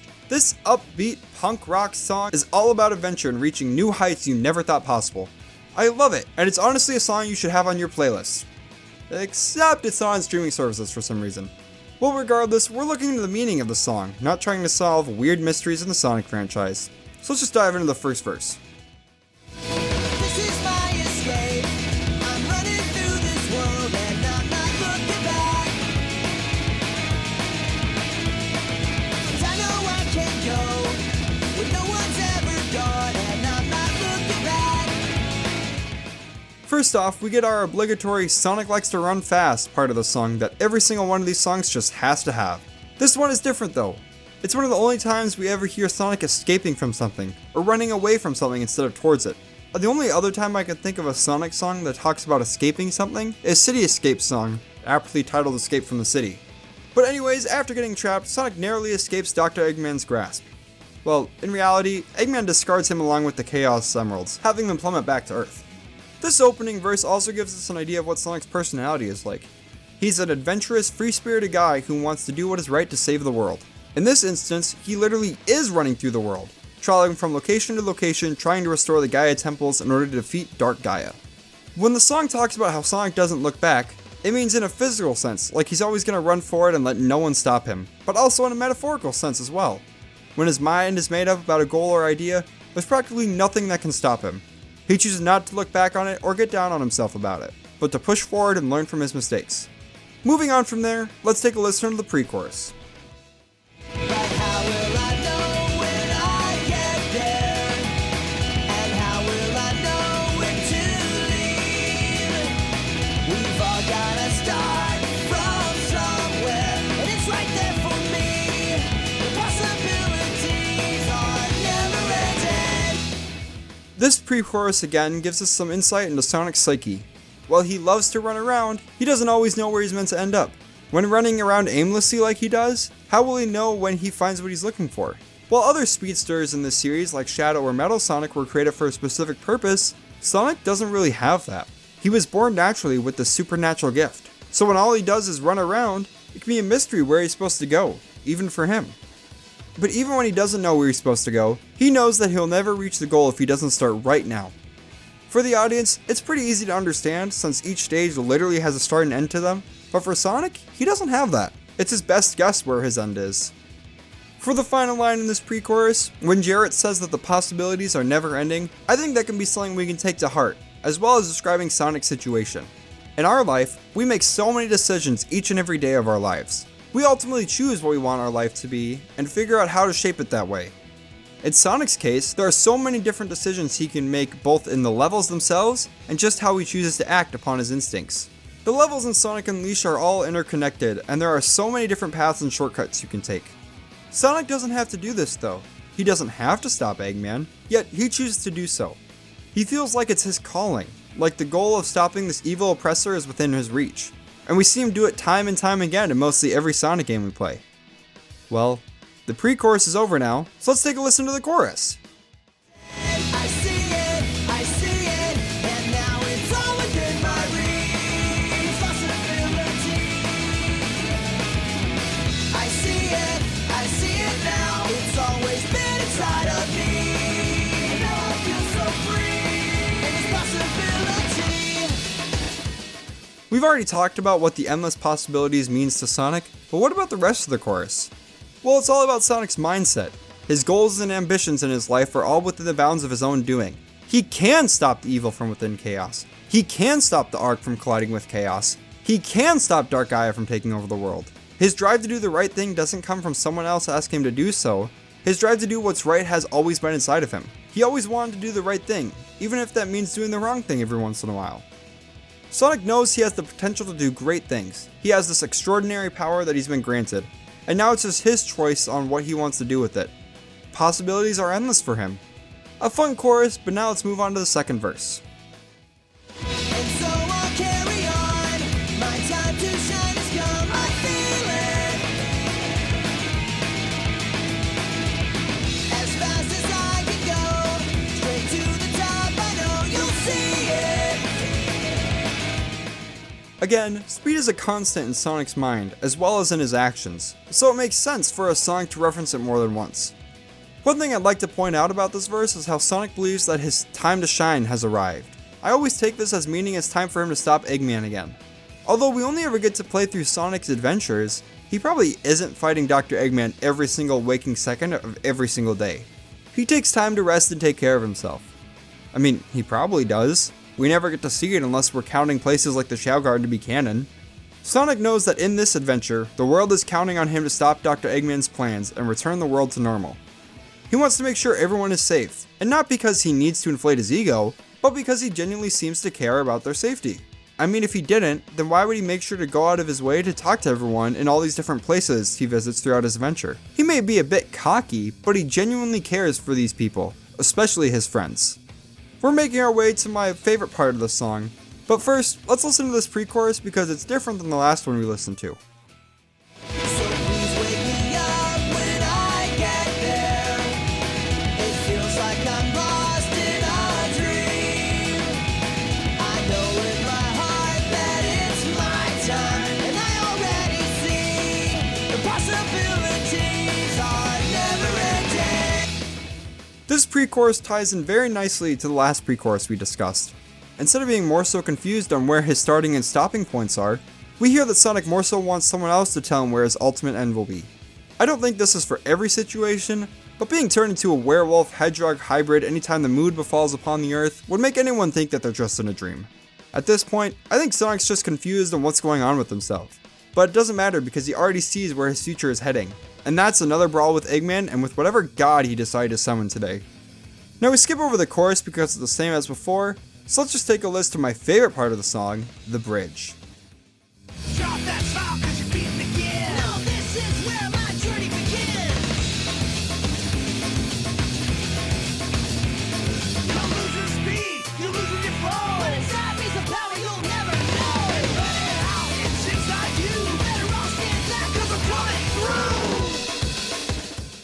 I don't love this section because of how it sounds, but more so the way it's presented. We hear what seems to be an argument between Eggman and Sonic. If you have your headphones in, you could hear it better, but Eggman's voice is played on the left and Sonic's voice is played on the right. Jared does a great job in impersonating these two in the song. Eggman is given a deep, more gruff tone, while Sonic's is more lighthearted and higher pitch, it seems. I encourage you to go back and listen to the bridge again if you didn't notice that. At the end of the bridge, they both shout the exact same line at the end, even though they both mean something completely different. Now, let's dissect this one line at a time, knowing the context here. First, we hear Eggman telling Sonic to drop that smile because you're beaten again. At the beginning of the game, we see an overconfident Super Sonic confront Eggman and his armada in space. Eggman uses this as an opportunity to trap Sonic, drain the Chaos Emeralds of their power, and unleash a blast into the Earth, breaking it apart and unleashing Dark Gaia. Thinking he won, Eggman drops Sonic and the Chaos Emeralds into the vacuum of space, plummeting towards Earth. Now onto Sonic's line, he says, "No, this is where my journey begins." Instead of Eggman finishing off Sonic, he just gave Sonic a new goal, defeating Eggman and Dark Gaia. For us as the player, this is literally where our journey begins. This is where we first start the game and experience all of what Sonic Unleashed has to offer. Eggman's next line, "You're losing speed, you're losing your flow," is his comments on Sonic's Werehog form.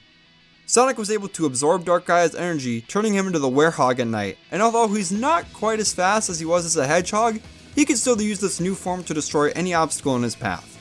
Eggman doesn't see that though, he just sees that his nemesis is now no longer a threat to him because Sonic lost his speed, which just isn't true. Sonic's next line, "But inside me is a power you'll never know," can have two meanings. The first is that, well, he's taken on this new form thanks to the influence of Dark Gaia.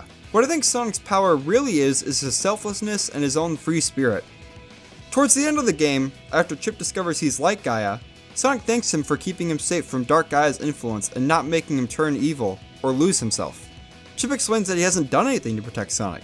The power that protects him from Dark Gaia's influence is himself. Sonic never gives into the darkness in his heart, no matter what.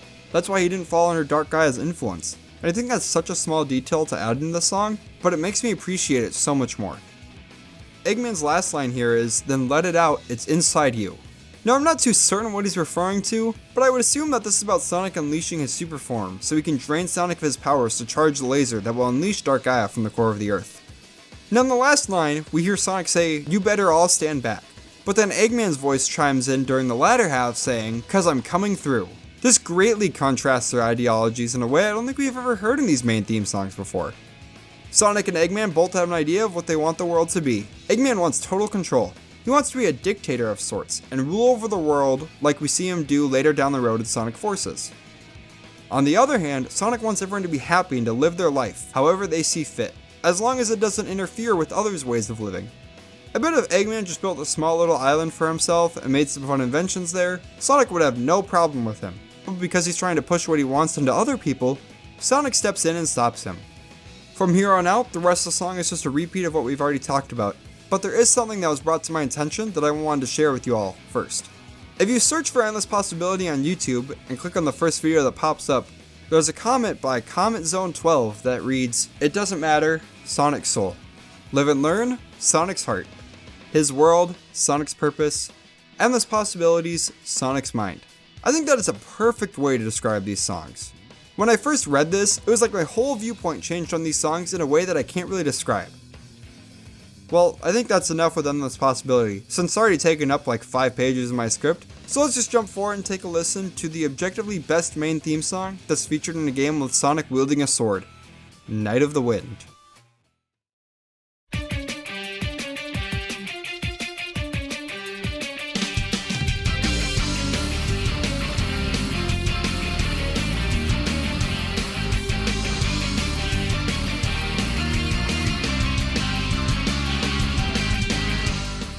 Night of the Wind, performed by Crush 40, is the main theme song for Sonic and the Black Knight, and I believe it's one of their best songs to have ever come from this series. The vocal range that Johnny has is stellar, and I think this song honestly brings the game up a notch. What makes it so special? Let's dive in and find out, starting with the first verse since the intro is just saying, "Whoa!" Okay, anyways, let's go. Hey all, welcome to the greatest storm. I know you have waited much too long, and I will be your shining star. I'm here, and First off, I love how we're greeted here. It's like telling us, hey, welcome, get ready because things are about to get crazy. And they do. The greatest story is referring to how Sonic comes in and shakes up the story of King Arthur, but also how he is summoned into the world through a great storm that Merlina conjured up. Sonic enters this world and realizes that these people have been under scrutiny for way too long, and he needs to step in and stop the evil King Arthur in order to help these people be happy. Side note, but I think this game does a really good job of letting us know that Sonic isn't necessarily a good guy, but his mission usually aligns with those that would be perceived as good. In this game though, he literally wants to kill the king of the land, which isn't something a good person would do, but he feels like it needs to be done. Sonic lives by his own will, and he does what he thinks is right and not what anyone else thinks. But this game does an excellent job of giving us a Sonic who lives by his own ideals, not a Sonic who lives for the wishes of others. Not saying he won't help out if asked, but it's usually just not his style. Back to the song though, Sonic seems to be telling the people that he's their savior, and he's just here to kick some King Arthur butt all across the land, which we see him do. He doesn't just try to storm King Arthur's castle though, he also helps out the townsfolk by driving out the evil forces within them. Also, the shining star line here is in reference to saying a knight in shining armor, which just means that Sonic is calling himself the hero here. Overall, the first verse tells us a lot more about how Sonic views himself and this world.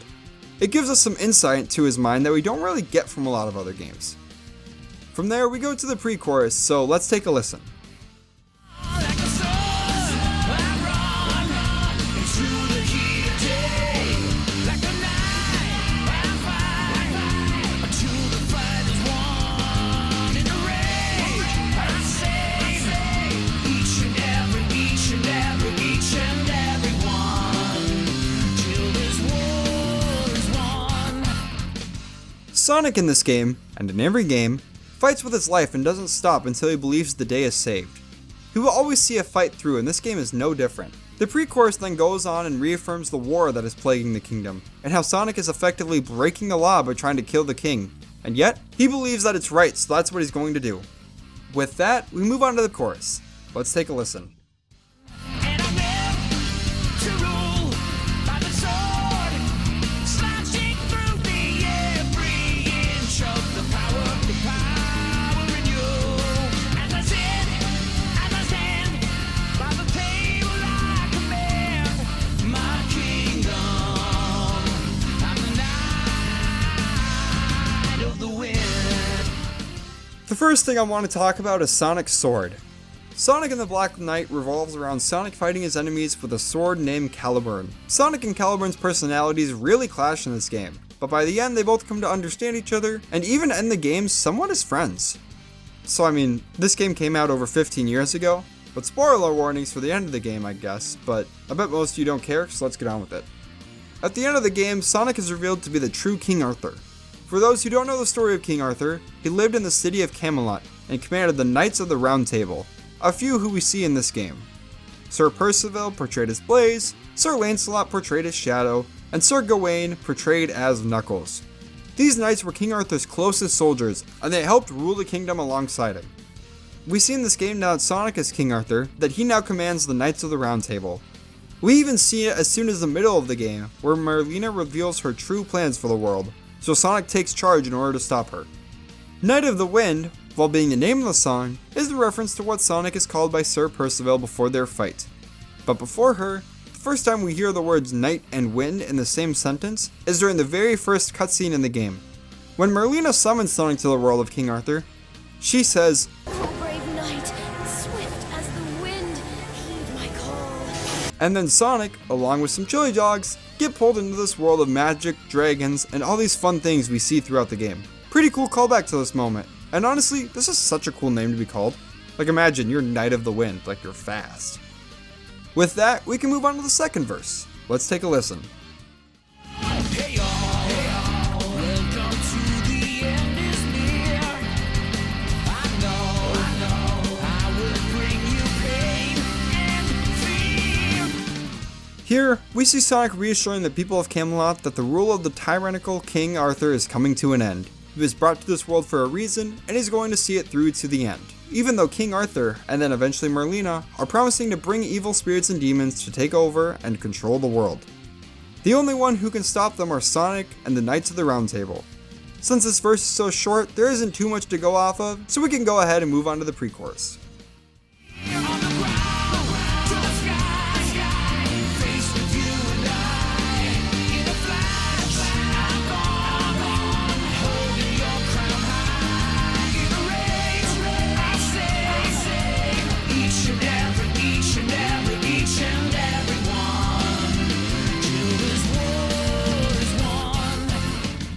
One thing that was pointed out to me is that in the game, you fight King Arthur on the ground, and you fight Merlina in the sky. Now I don't know if that was their intention, but I'm going to go ahead and assume that's what they were referring to here, especially since the next line is all about fighting some opponent.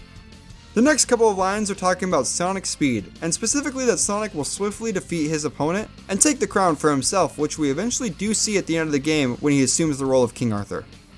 Sonic is ticked off at the state this world is in right now. They have this being of pure evil ruling over these people who are scared. So no matter what, Sonic is vowing to save each and every single person in this kingdom until the evil king is defeated. I know I've already said that a lot throughout this whole song, but it really is about Sonic defeating the evil rulers of this land. We have one more section to look at, the bridge after the chorus, so let's go ahead and finish out this song.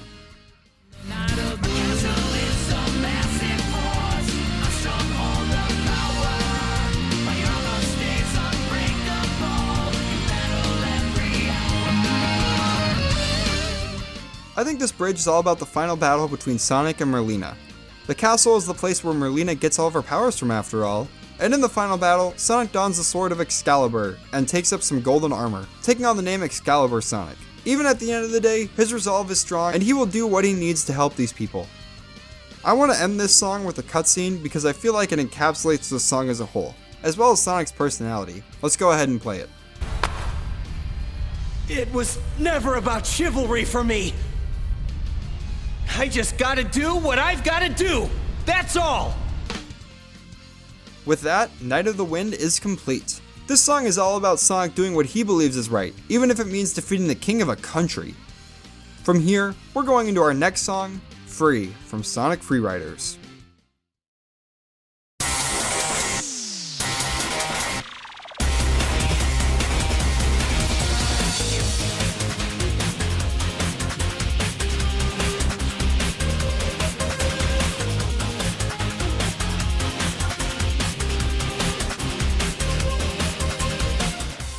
Free, performed by Chris Madden, is the main theme song for Sonic Freeriders.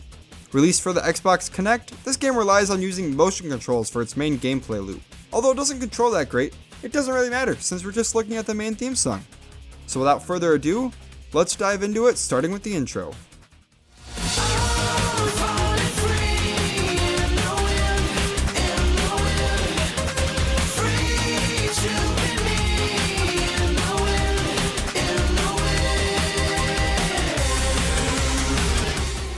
In these games, the characters use what's called extreme gear.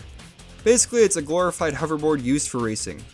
This intro is just letting us know that the characters we play as in this game feel like they feel free riding through the winds on their extreme gear.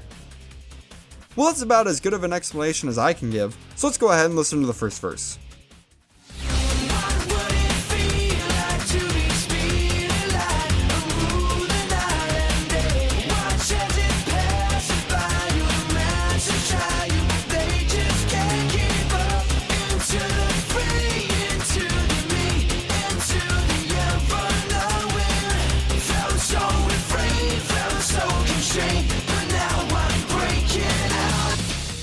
This game, like the rest of the Sonic Riders games, are all about speed, and the song does a great job on emphasizing this. These racers want to live life fast, and win these races. Besides that, there honestly isn't too much to say about the song. It's literally all about just going fast and feeling the rush of wind in your face. That's about it.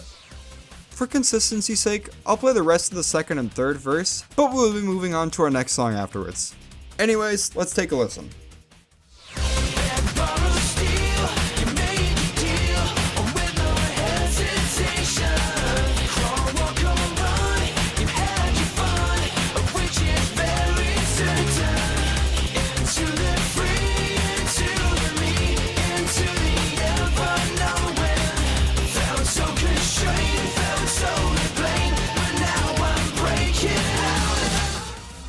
What would it take for you to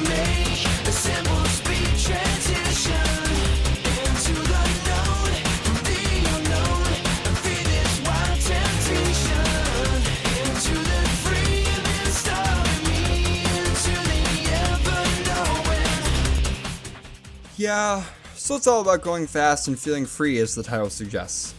Well, the next song we're going to be taking a look at is Out of This World. So let's go ahead and reach for the stars.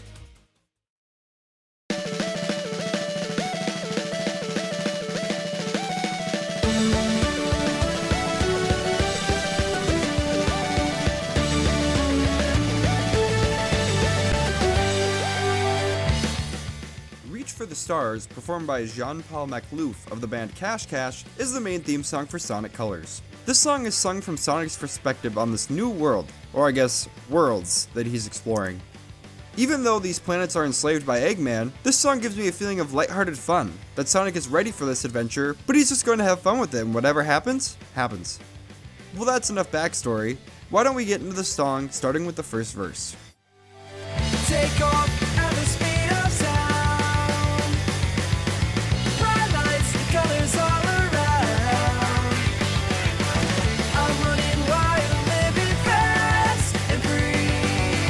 Got no regrets inside of me. From the beginning, the first verse really puts an emphasis on speed and shoves it right in our faces. Not even looking at the lyrics, but instruments like the drums are fast-paced, mimicking Sonic's behavior. Personally, this turned me away from liking the song, but coming back to it a couple years later, I really started to enjoy it a lot. Back to the lyrics though.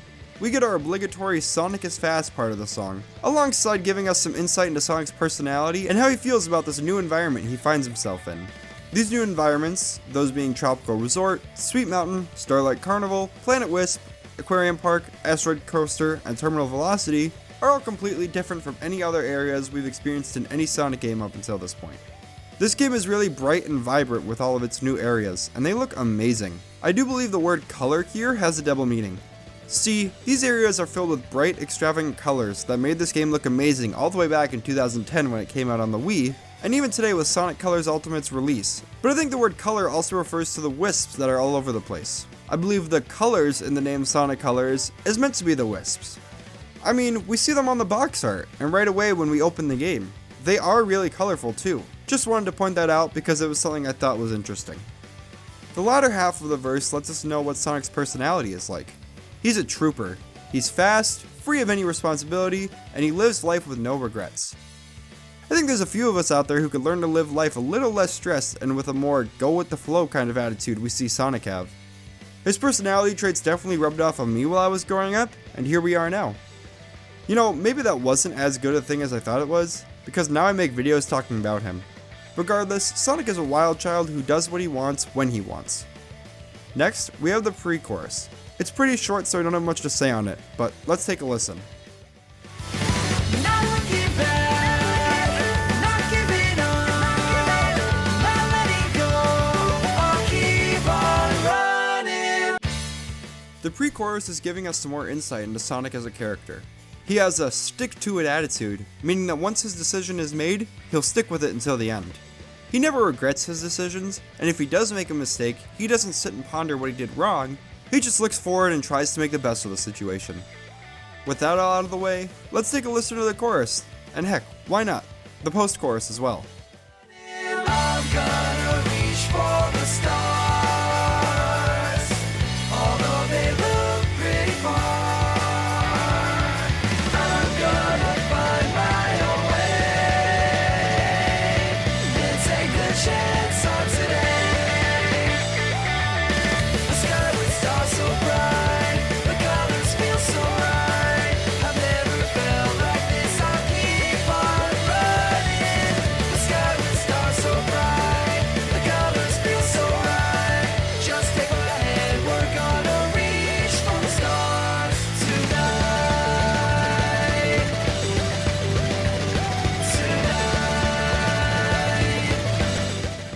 Reach for the Stars, while being the name of the song, is also a metaphor used to encourage someone to be ambitious and set high goals. It conveys the idea that someone can achieve anything they want, even if what they want seems impossible. The metaphor is perfect for this game and conveys so much to the player about Sonic's personality, and also encourages us to push ourselves because maybe one day we can even achieve what we believe is impossible. If you hadn't guessed by now, or just don't know, Sonic Colors takes place in space. To be more specific, Eggman's Interstellar Amusement Park. In turn, this song uses a lot of space iconography throughout its runtime, like talking about stars or the sky. Reaching for the stars is also in a literal sense. Sonic is literally running through these planets, or what could also be seen as stars from far away. Looking at specifically the third and fourth line, Sonic shapes how he's going to live his life. He's going to find a way to save the planet, or planets, he cares for. Even if those methods may seem a little unconventional, he'll take the chance that his methods work, but even if things don't turn out the way he thought, they always have a way of working out in the end for him somehow. The colors, referencing the wisp seen throughout the game, help Sonic achieve his goal of saving the planets from the tyranny of Dr. Eggman. They give him these new powers, ones he's never felt before, and with their help they can save the day. Well, Sonic doesn't necessarily rely on them though. He uses his speed a ton in this game, but these wisps definitely help make things a lot easier for him. Well, that's enough for the chorus. Let's dive into the second verse. Wake up, living day by day. Do what I want, and I'll do it my way. The world is flying right below my feet. Got no regrets inside of me. The first line here is telling us more about Sonic's carefree attitude. He just lives each day as it presents itself. He doesn't ponder on the past, but he also doesn't worry about the future. He just lives in the present. He knows that every world has its end, and we all have to live each day to the fullest while we still can. He seems to have an optimistic view on the world that has helped shape his life into what it is today. The second line again tells us about how Sonic does things his own way, so we don't need to talk much about that. And we've already talked about how he doesn't have any regrets. But that third line is pretty interesting, so let's talk about that. The world is flying right below my feet has at least two different meanings. The first of these is that while running above all these different planets, his world is hundreds of miles underneath his feet, like he's running along the stars. The other meaning is that while running fast through these worlds, he feels like he's just flying by, or as the song says, the worlds are flying beneath his feet. The next pre-chorus and chorus are the same as before, but after the instrumental bridge, the chorus and post-chorus change. So let's take a listen to those real quick before we move on. I got it in my sight. The colors feel so right. Got my feet off the ground. I keep on running. Oh, I can feel it now. The colors all around. Just take my hand. We're gonna reach for the stars. Just take a chance. Just take a chance. We'll do it right again. We're gonna reach for the stars. Just take my hand. Just take my hand. We'll take a chance tonight. Reach for the stars. Again, we see Sonic referring to the wisps and how they are helping him set their planets free. There seems to be a bit of a contradiction in the song, talking about how Sonic's feet are off the ground, but he keeps on running anyway. But this is just about how he's on different planets and other planets' gravity is typically lower than what we have here on Earth. Sonic says he can feel the colors all around. The colors, as previously discussed, are the wisps we find and use throughout the game. Sonic feeling the colors all around him is in reference to the final boss of the game, in which he used the combined power of all the wisps to defeat Eggman and launch him into the vacuum of space. Besides that, there isn't really much here that we haven't discussed before. Reach for the Stars is an inspirational song that tells us to, well, reach for the stars when it comes to achieving our goals, and don't let anyone or anything hold us back. So if there's something you've been struggling to accomplish, or something you want to do but are too afraid to do it, well, just go for it. I know you can do it, and that's what the song is all about. Sonic Team wouldn't release another main theme song for quite a few years after Sonic Colors, but when they did, they came out swinging, and although the next game is mediocre, this song is one I really like. Without further ado, let's take a listen to our next song.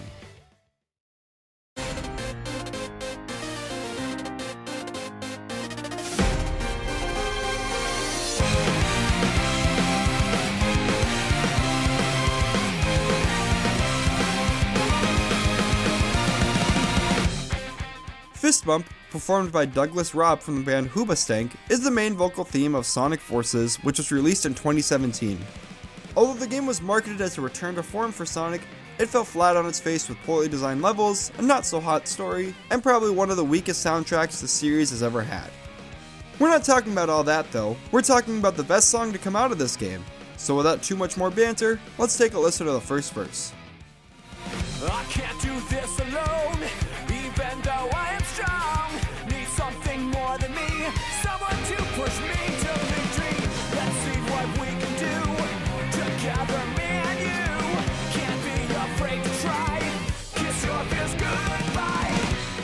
In Sonic Forces, you're able to create an avatar character that helps fight Dr. Eggman alongside Sonic and his friends.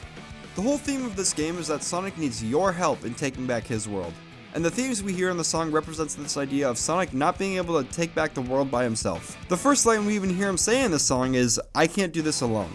The whole first half of this song is about Sonic realizing that Dr. Eggman and the newly introduced Infinite are too much for him to take down on his own. We even see him try to take them down in the first cutscene of the game, but Infinite and his Phantom Ruby creations wipe the floor with Sonic, knocking him unconscious and taking him prisoner aboard the newly rebuilt Death Egg. The second half of this verse is all about togetherness. Let's see what we can do, together me and you. Sonic can't defeat these guys alone, he needs help. Not by his friends we've grown to know and care about for the past 25 years though, but a new kid who helped to break out of prison. This new kid, of course, being your avatar character. The final two lines talk about fear in some way. Sonic and the Avatar, which is what I'll be calling him from now on, both had encounters with Infinite in the past. While Sonic got his butt kicked, he was never afraid of Infinite. At least he didn't let his fear show at all.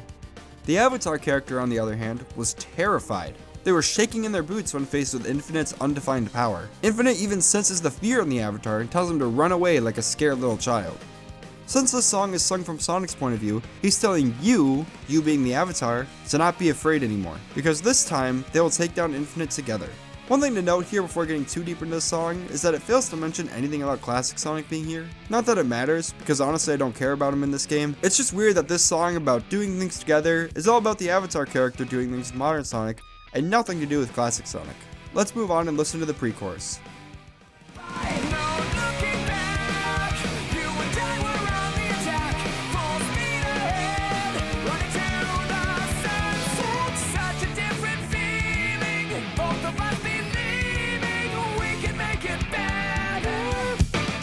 This whole pre-chorus is about defining Sonic and the Avatar character's personalities when with each other. They build each other up and no one can stop them when they put their minds together. This can also be about the double boost mechanic that we see in the game. For those unaware, or if you haven't played the game since its release, Sonic has a mechanic called a boost. At the press of a button, Sonic is able to speed through these stages at breakneck speeds, or about 100 miles per hour. Go check out the video. Some stages in this game allow you to play as both Sonic and your Avatar character. During some sections in the stage, you're able to initiate a double boost. This is a burst of speed where Sonic and the Avatar, with the power of friendship, boost forward, defeating any enemy that stands in their way. Within the context of the double boost, this whole pre-chorus sounds like it could be referring to it. Also, another thing to point out is this is where the song picks up in speed, another possible reference to the double boost. Taking a deeper look at the lyrics, we hear our obligatory Sonic is fast line, but this time Sonic is running alongside the Avatar character and not just by himself. They believe that by working together to defeat Eggman and Infinite, they can make a better future for everyone. Oh, and also, that different feeling line is Sonic not being used to running alongside someone, but by himself, so he's just kinda thrown off by it. With a great pre-chorus over and done with, we can move on to the chorus.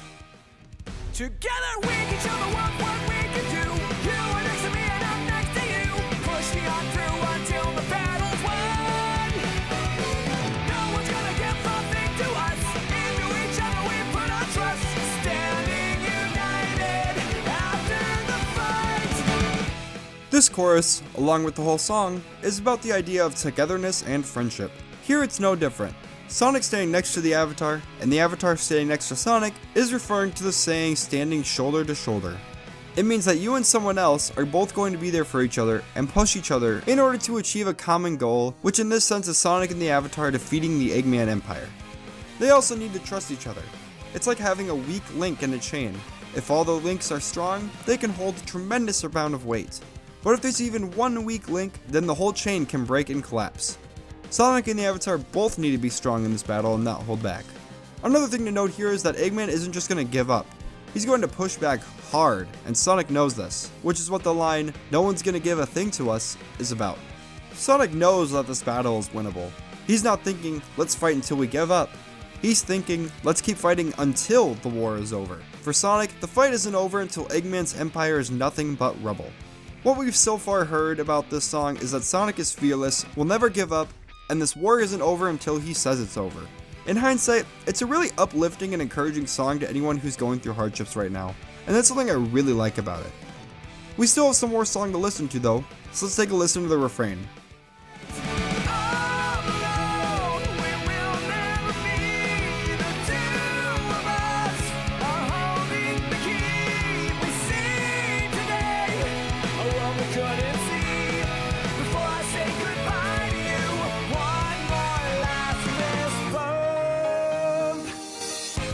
Fist bump, being the name of the song, is something typically seen as an interaction between buddies. And where do we see this in the game? At the end, after Eggman is defeated.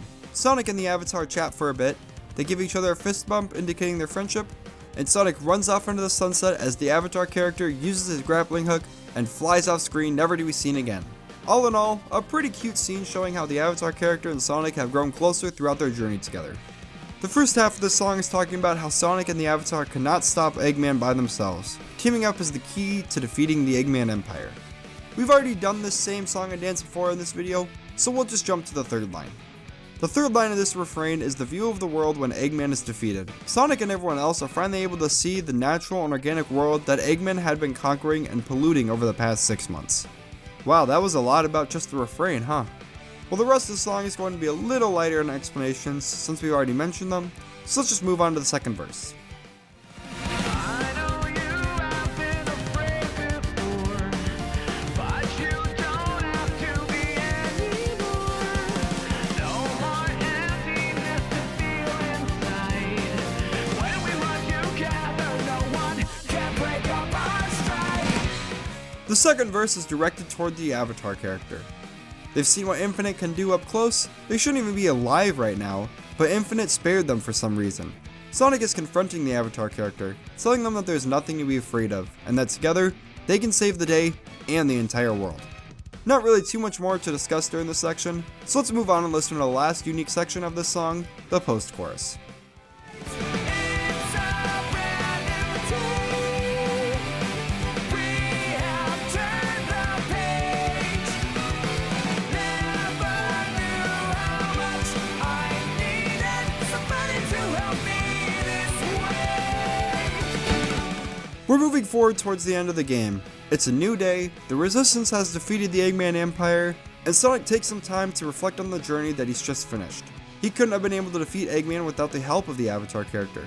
Oh, and also classic Sonic, since he's been here the whole time but doesn't really do much until he triple boosts at the end of the game with modern Sonic and the Avatar.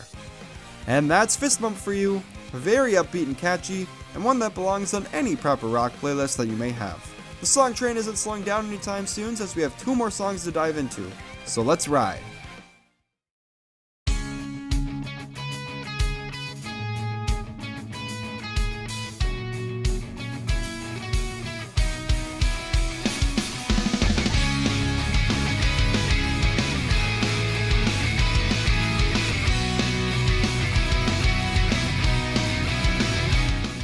Greenlight Ride, performed by Crush 40, is the main theme song of Team Sonic Racing. This is the first time we've heard a Crush 40 song for the main vocal theme in a game since Sonic and the Black Knight all the way back in 2009, and it's probably been like 15-20 minutes since you guys have last heard Johnny's voice. For those unaware, Team Sonic Racing is like if you combine Sonic Heroes with Sonic and Sega All-Stars Racing, but then remove the rest of the Sega cast. It follows the story of Sonic and friends as they, I actually don't know. I've only ever played it a couple of times. Thankfully, this song isn't super lore heavy and there isn't too much to talk about anyway, so let's dive in and take a listen, starting with the first verse. I can feel it now. Together moving on. We've got the strength we need. We're feeling strong. We'll keep a heavy hand. We hold a leaded foot. Our eyes on the prize. As we're passing you. The main gameplay loop of this game is that you're racing other racers, but are split into teams of 3. Those teams are Sonic, Tails, and Knuckles, Amy Big and the Chow, Blaze, Silver, and Vector, Shadow, Rouge, and Omega, and finally Metal, Sonic, Eggman, and Zavok. So anytime the song talks about togetherness, it's just referring to these teams. The leaded foot line is referring to the saying, driving with a lead foot. It simply means that the characters are not letting up on the gas, driving like their foot is stuck to the gas pedals, and heading full speed towards the finish line. Also, the prize being described is that if the characters win the races they're competing in, they get to keep their cars, which is an amazing prize for characters who are test subjects for some crazed Tanuki. Everything else in this first verse is just racing talk or talk about being together, so let's switch gears over to listening to the pre-chorus and chorus. When there's no better feeling than to be here with you, Look out, let's go. We want together.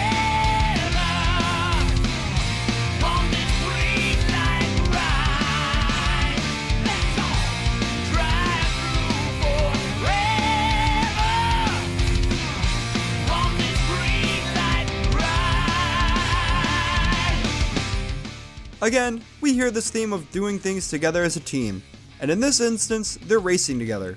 One of the special moves you can do in this game is the Team Ultimate.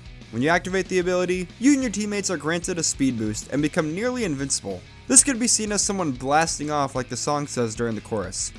The name of the song, Green Light Ride, is sung here and it's just referring to traffic lights. Red means stop, yellow means to yield, and green means go. So it's literally just saying, hey, go! The race is going to put your pedal to the metal and you gotta win.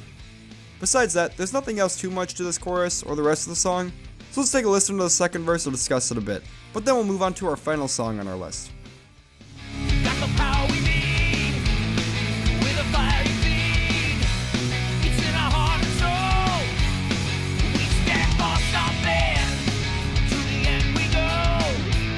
We go hand in glove. Our inner strength will prove you're not so tough. Yeah, it's just the power of friendship makes us strong. You've heard the same song and dance before on other songs on this list like Sonic Heroes, or even earlier in this song. So with that, we can finally check this one off our list and discuss our final song.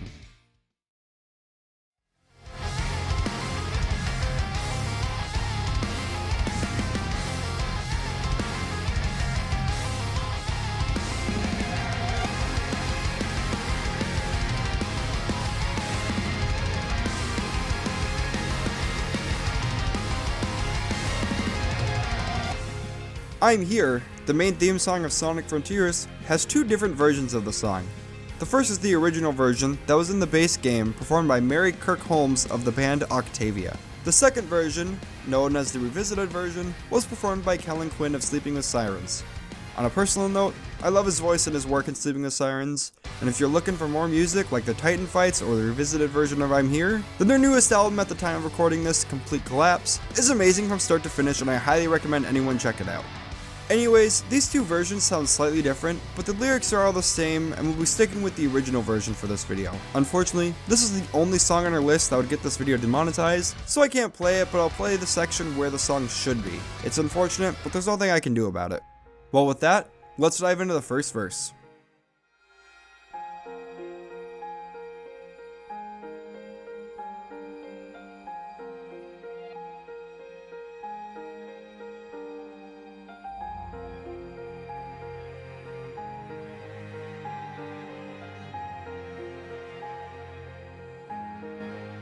In this first verse, the first thing to notice how soft and quiet everything is. Mary Kirk Holmes keeps his tone soft-spoken, and we can hear piano hitting a few chords all before everything comes crashing down, and we hear the guitar, drums, and everything else burst into the scene. Looking towards the lyrics, we hear Sonic beckoning us to follow him on this new adventure he's about to embark on. This journey is unlike any other Sonic has faced before. He's being thrown into a whole new reality known only as cyberspace. A place where memories lie for an ancient civilization that lived long ago. This is the border that Sonic stands on, the border between cyberspace and the real world. The spirits that we hear about are known as the Coco. These cute little creatures are kind of like a memory vault for an ancient clan known as the Ancients. This clan traveled to Earth thousands, if not millions of years ago, along with the Chaos Emeralds, in hope of escaping an evil entity known only as the End. When the End was finally defeated and trapped in cyberspace, the Ancients who had survived evolved over millions of years and became the Chao we know today. The ones who died during the fight with the End had their memories live on in the form of the Coco, these little guys scattered all over the Starfall Islands. Throughout the game, we see Sonic, Amy, Knuckles, and Tails interact with these little guys, and even being shown memories of the Ancients' last moments before losing a fight to the End. It really helps build on the story of this game. It helps expand the world that Sonic lives in, probably more than any game in the series since Unleashed. Well, that's enough for the first verse. If you can't already tell, Sonic Frontiers is one of my favorite games in this whole series, and I'm Here is probably in my top 5 for favorite vocal themes that have come from the series. Before I continue gushing about this song though, let's take a listen to the pre-chorus.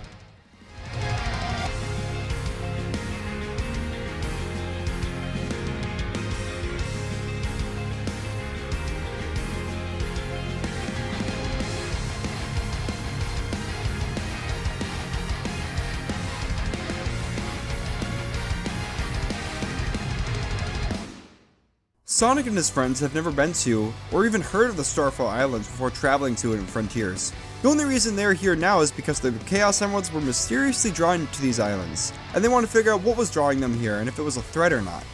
Instead, Sonic's friends got trapped in cyberspace while Sonic was able to escape it due to his incredible speed.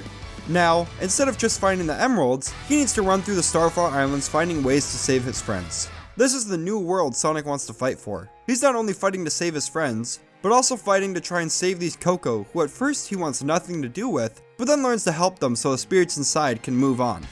Sonic had a plan for what they were going to do, but now with this new goal and a mysterious voice guiding him, he must walk this new path in order to save the ones he loves. If Sonic wants to save them, he must use the powers of the Chaos Emeralds to try and defeat the Titans, and try to find the key to save his friends from cyberspace.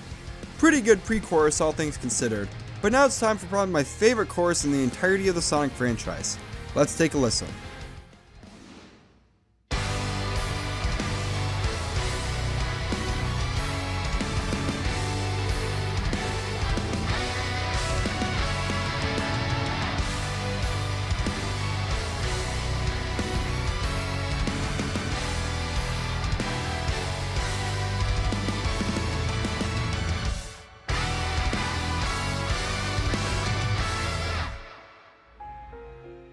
From the first line, it sounds like Sonic shouting to his friends that he's here and he's going to rescue them. The way the instruments all come crashing in when he exclaims that he's here is like a drug for my brain that I just can't get enough of.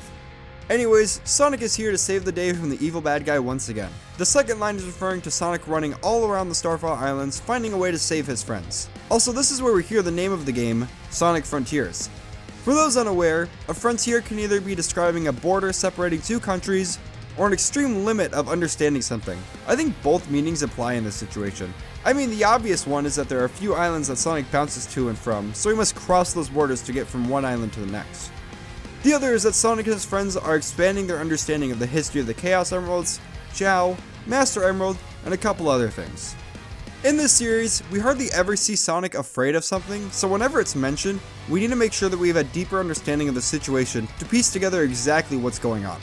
Sonic is going up against an unknown enemy, an AI program who is seemingly designed by Dr. Eggman, and bent on making sure Sonic doesn't succeed in saving his friends. She has the power to control these giant mechs known as the Titans. Sonic isn't afraid and trying to push that away, he's fighting against the fear of the unknown. Not that he's afraid, but he doesn't know who this girl is or what she can do with her powers. He has an idea of what those are, but he doesn't know the full extent of them. In the third line, we hear about Sonic holding the power of his friends, which is directly taken from a story point during the climax of the game. Every time Sonic saves one of his friends from their little jail thing, his body becomes filled with more and more cyber corruption. Eventually, after freeing all of his friends, Sonic's body becomes fully corrupted and he freezes, unable to move, think, or even blink. Freeing all his friends from cyberspace also freed the End, a deity that was terrorizing the ancients until they eventually locked it up in cyberspace. Now that it's free, it wants to destroy the world. Knuckles, Tails, and Amy see this and decide that in order to save the world, they once again need to go back into cyberspace and break Sonic out of his cyber corruption so that he can stop the End. Really cool idea, but I'm not too much of a fan of how this was executed in game. The final two lines talk about a cold dawn on the horizon. If I was a betting man, I would say this is about coming up to the final fight with the End. It's a being that doesn't seem to present any emotion and just decided to kill for fun. You could say that it's cold-blooded, meaning that it's a cruel being. That's all I can really derive from this line. From there, we can dive into the last verse we're looking at in this video, so let's take a listen.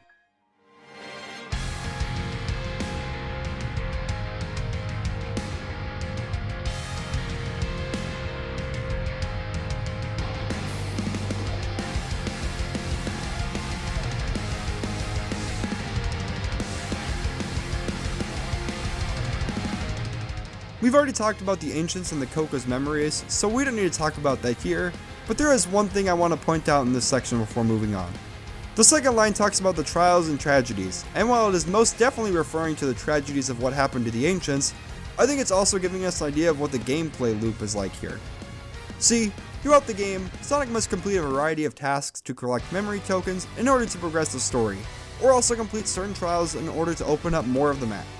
On a personal note, it's a super fun gameplay loop that I never really get bored of until I was pushing for those last few collectibles. But you could easily pour a good 20-30 hours into this game without getting bored. Okay, we're almost done here. Now let's listen to the pre-chorus since it's actually different than the one we've heard previously.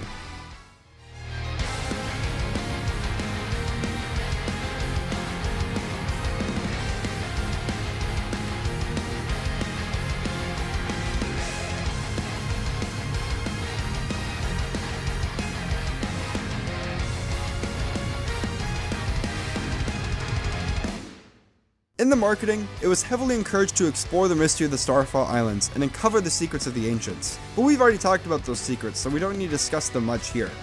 Starting the story anew can be a good way to describe a new game, but this game was also kinda meant to be a course correction for the series. Sonic fans had been becoming increasingly fed up with Sonic Team releasing games with a mediocre story, poor gameplay stories, or unpolished gameplay mechanics. This game was looking to go all out in terms of story and presentation, and I'm happy to say it succeeded in every single category, for me at least. This isn't even coming from some huge Sonic fanboy that rode the hype train that was this game's pre-release. Heck, I wasn't even a huge fan of Sonic at the time, but a few months after this game came out, I tried it and I was sucked right back into the Sonic fandom that I was so fond of when I was younger. But let's get back on track. Sonic is telling his friends not to be afraid. He'll figure out a way to save them from this new threat, and figure out what the heck is going on. It's here that we reach our final section of the song, the outro, because we're skipping past the chorus since it's the same as before. The outro is similar to the chorus though, so we'll only be looking at the new sections of the song. Now for the last time in this video, let's take a listen.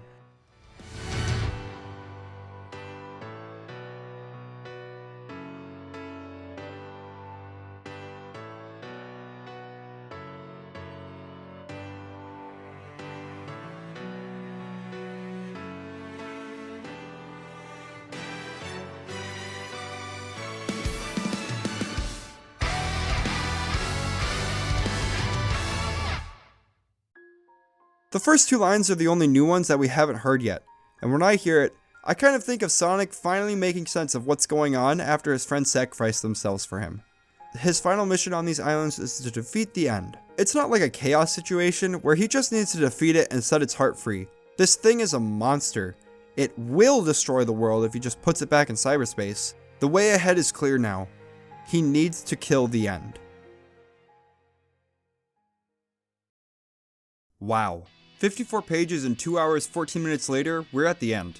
Now if you want to click off the video since we're done going in depth, that's fine by me, but there are a few things that caught my eye while dissecting these songs, and I just wanted to talk about them real quick. I noticed that in most of the songs that are performed by Crush 40, every single line is intentional and has a deeper meaning.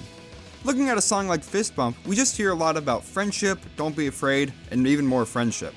When listening to a song like Open Your Heart, we hear things about chaos, Dr. Eggman, Sonic's intentions, the environment, the people in Station Square. It just paints this picture in your mind of what's going on, and I think that's why it ends up being a lot more memorable for people. When I hear Fist Bump, I think of my Avatar character I created in being fearless. When I listen to Open Your Heart, I think of Super Sonic going up against perfect chaos in a ruined Station Square with water flooding the entire city. It's not a bad thing at all, it's just different. Also, all the racing games don't really have any deep meanings. They're all just like, we like to go fast. And while I think that's fine, it just bores me and I'm not really interested in listening to them that often. In the weeks leading up to this video's release, I held a few polls in my community tab, basically pitting each song against each other to see which one was people's favorite. I typically had about 800-900 people vote in each poll, and to those who did, I just want to say thanks for participating. The song that ended up winning the whole tournament was, to probably no one's surprise, Live and Learn. I mean, it only makes sense. It's the most iconic song to come out of this whole series, so people remember it as a song that was bursting out of their speakers as a child while they played as Sonic and Shadow to save the world. If you made it to the end of this video, I just want to say thank you. I've been working on this project since August, and it means a lot to me that at least one person thought it was interesting enough to watch it all the way through. If you want to see me talk about even more songs in this series, let me know in the comments below. I also have a poll in the description that asks which Sonic vocal songs you like and don't like. And the songs range from the whole series, not just the main theme songs. If you want more videos like this, then head on down there and fill that out for me. It shouldn't take you more than 5 minutes. I might do a game-by-game analysis of vocal tracks, but only if people actually want to watch it. Trust me, it would definitely not be as long as this video is, that's for sure. If you watch this far, then you clearly like my content, or my voice at the very least. And the best way you can show me that you like those things is if you could subscribe to the channel. It seriously helps out a ton, and it would mean a lot to me if you did. Also, liking the video helps out a lot as well. That's all I've got for today. Have a great day, everyone. Peace. Yes!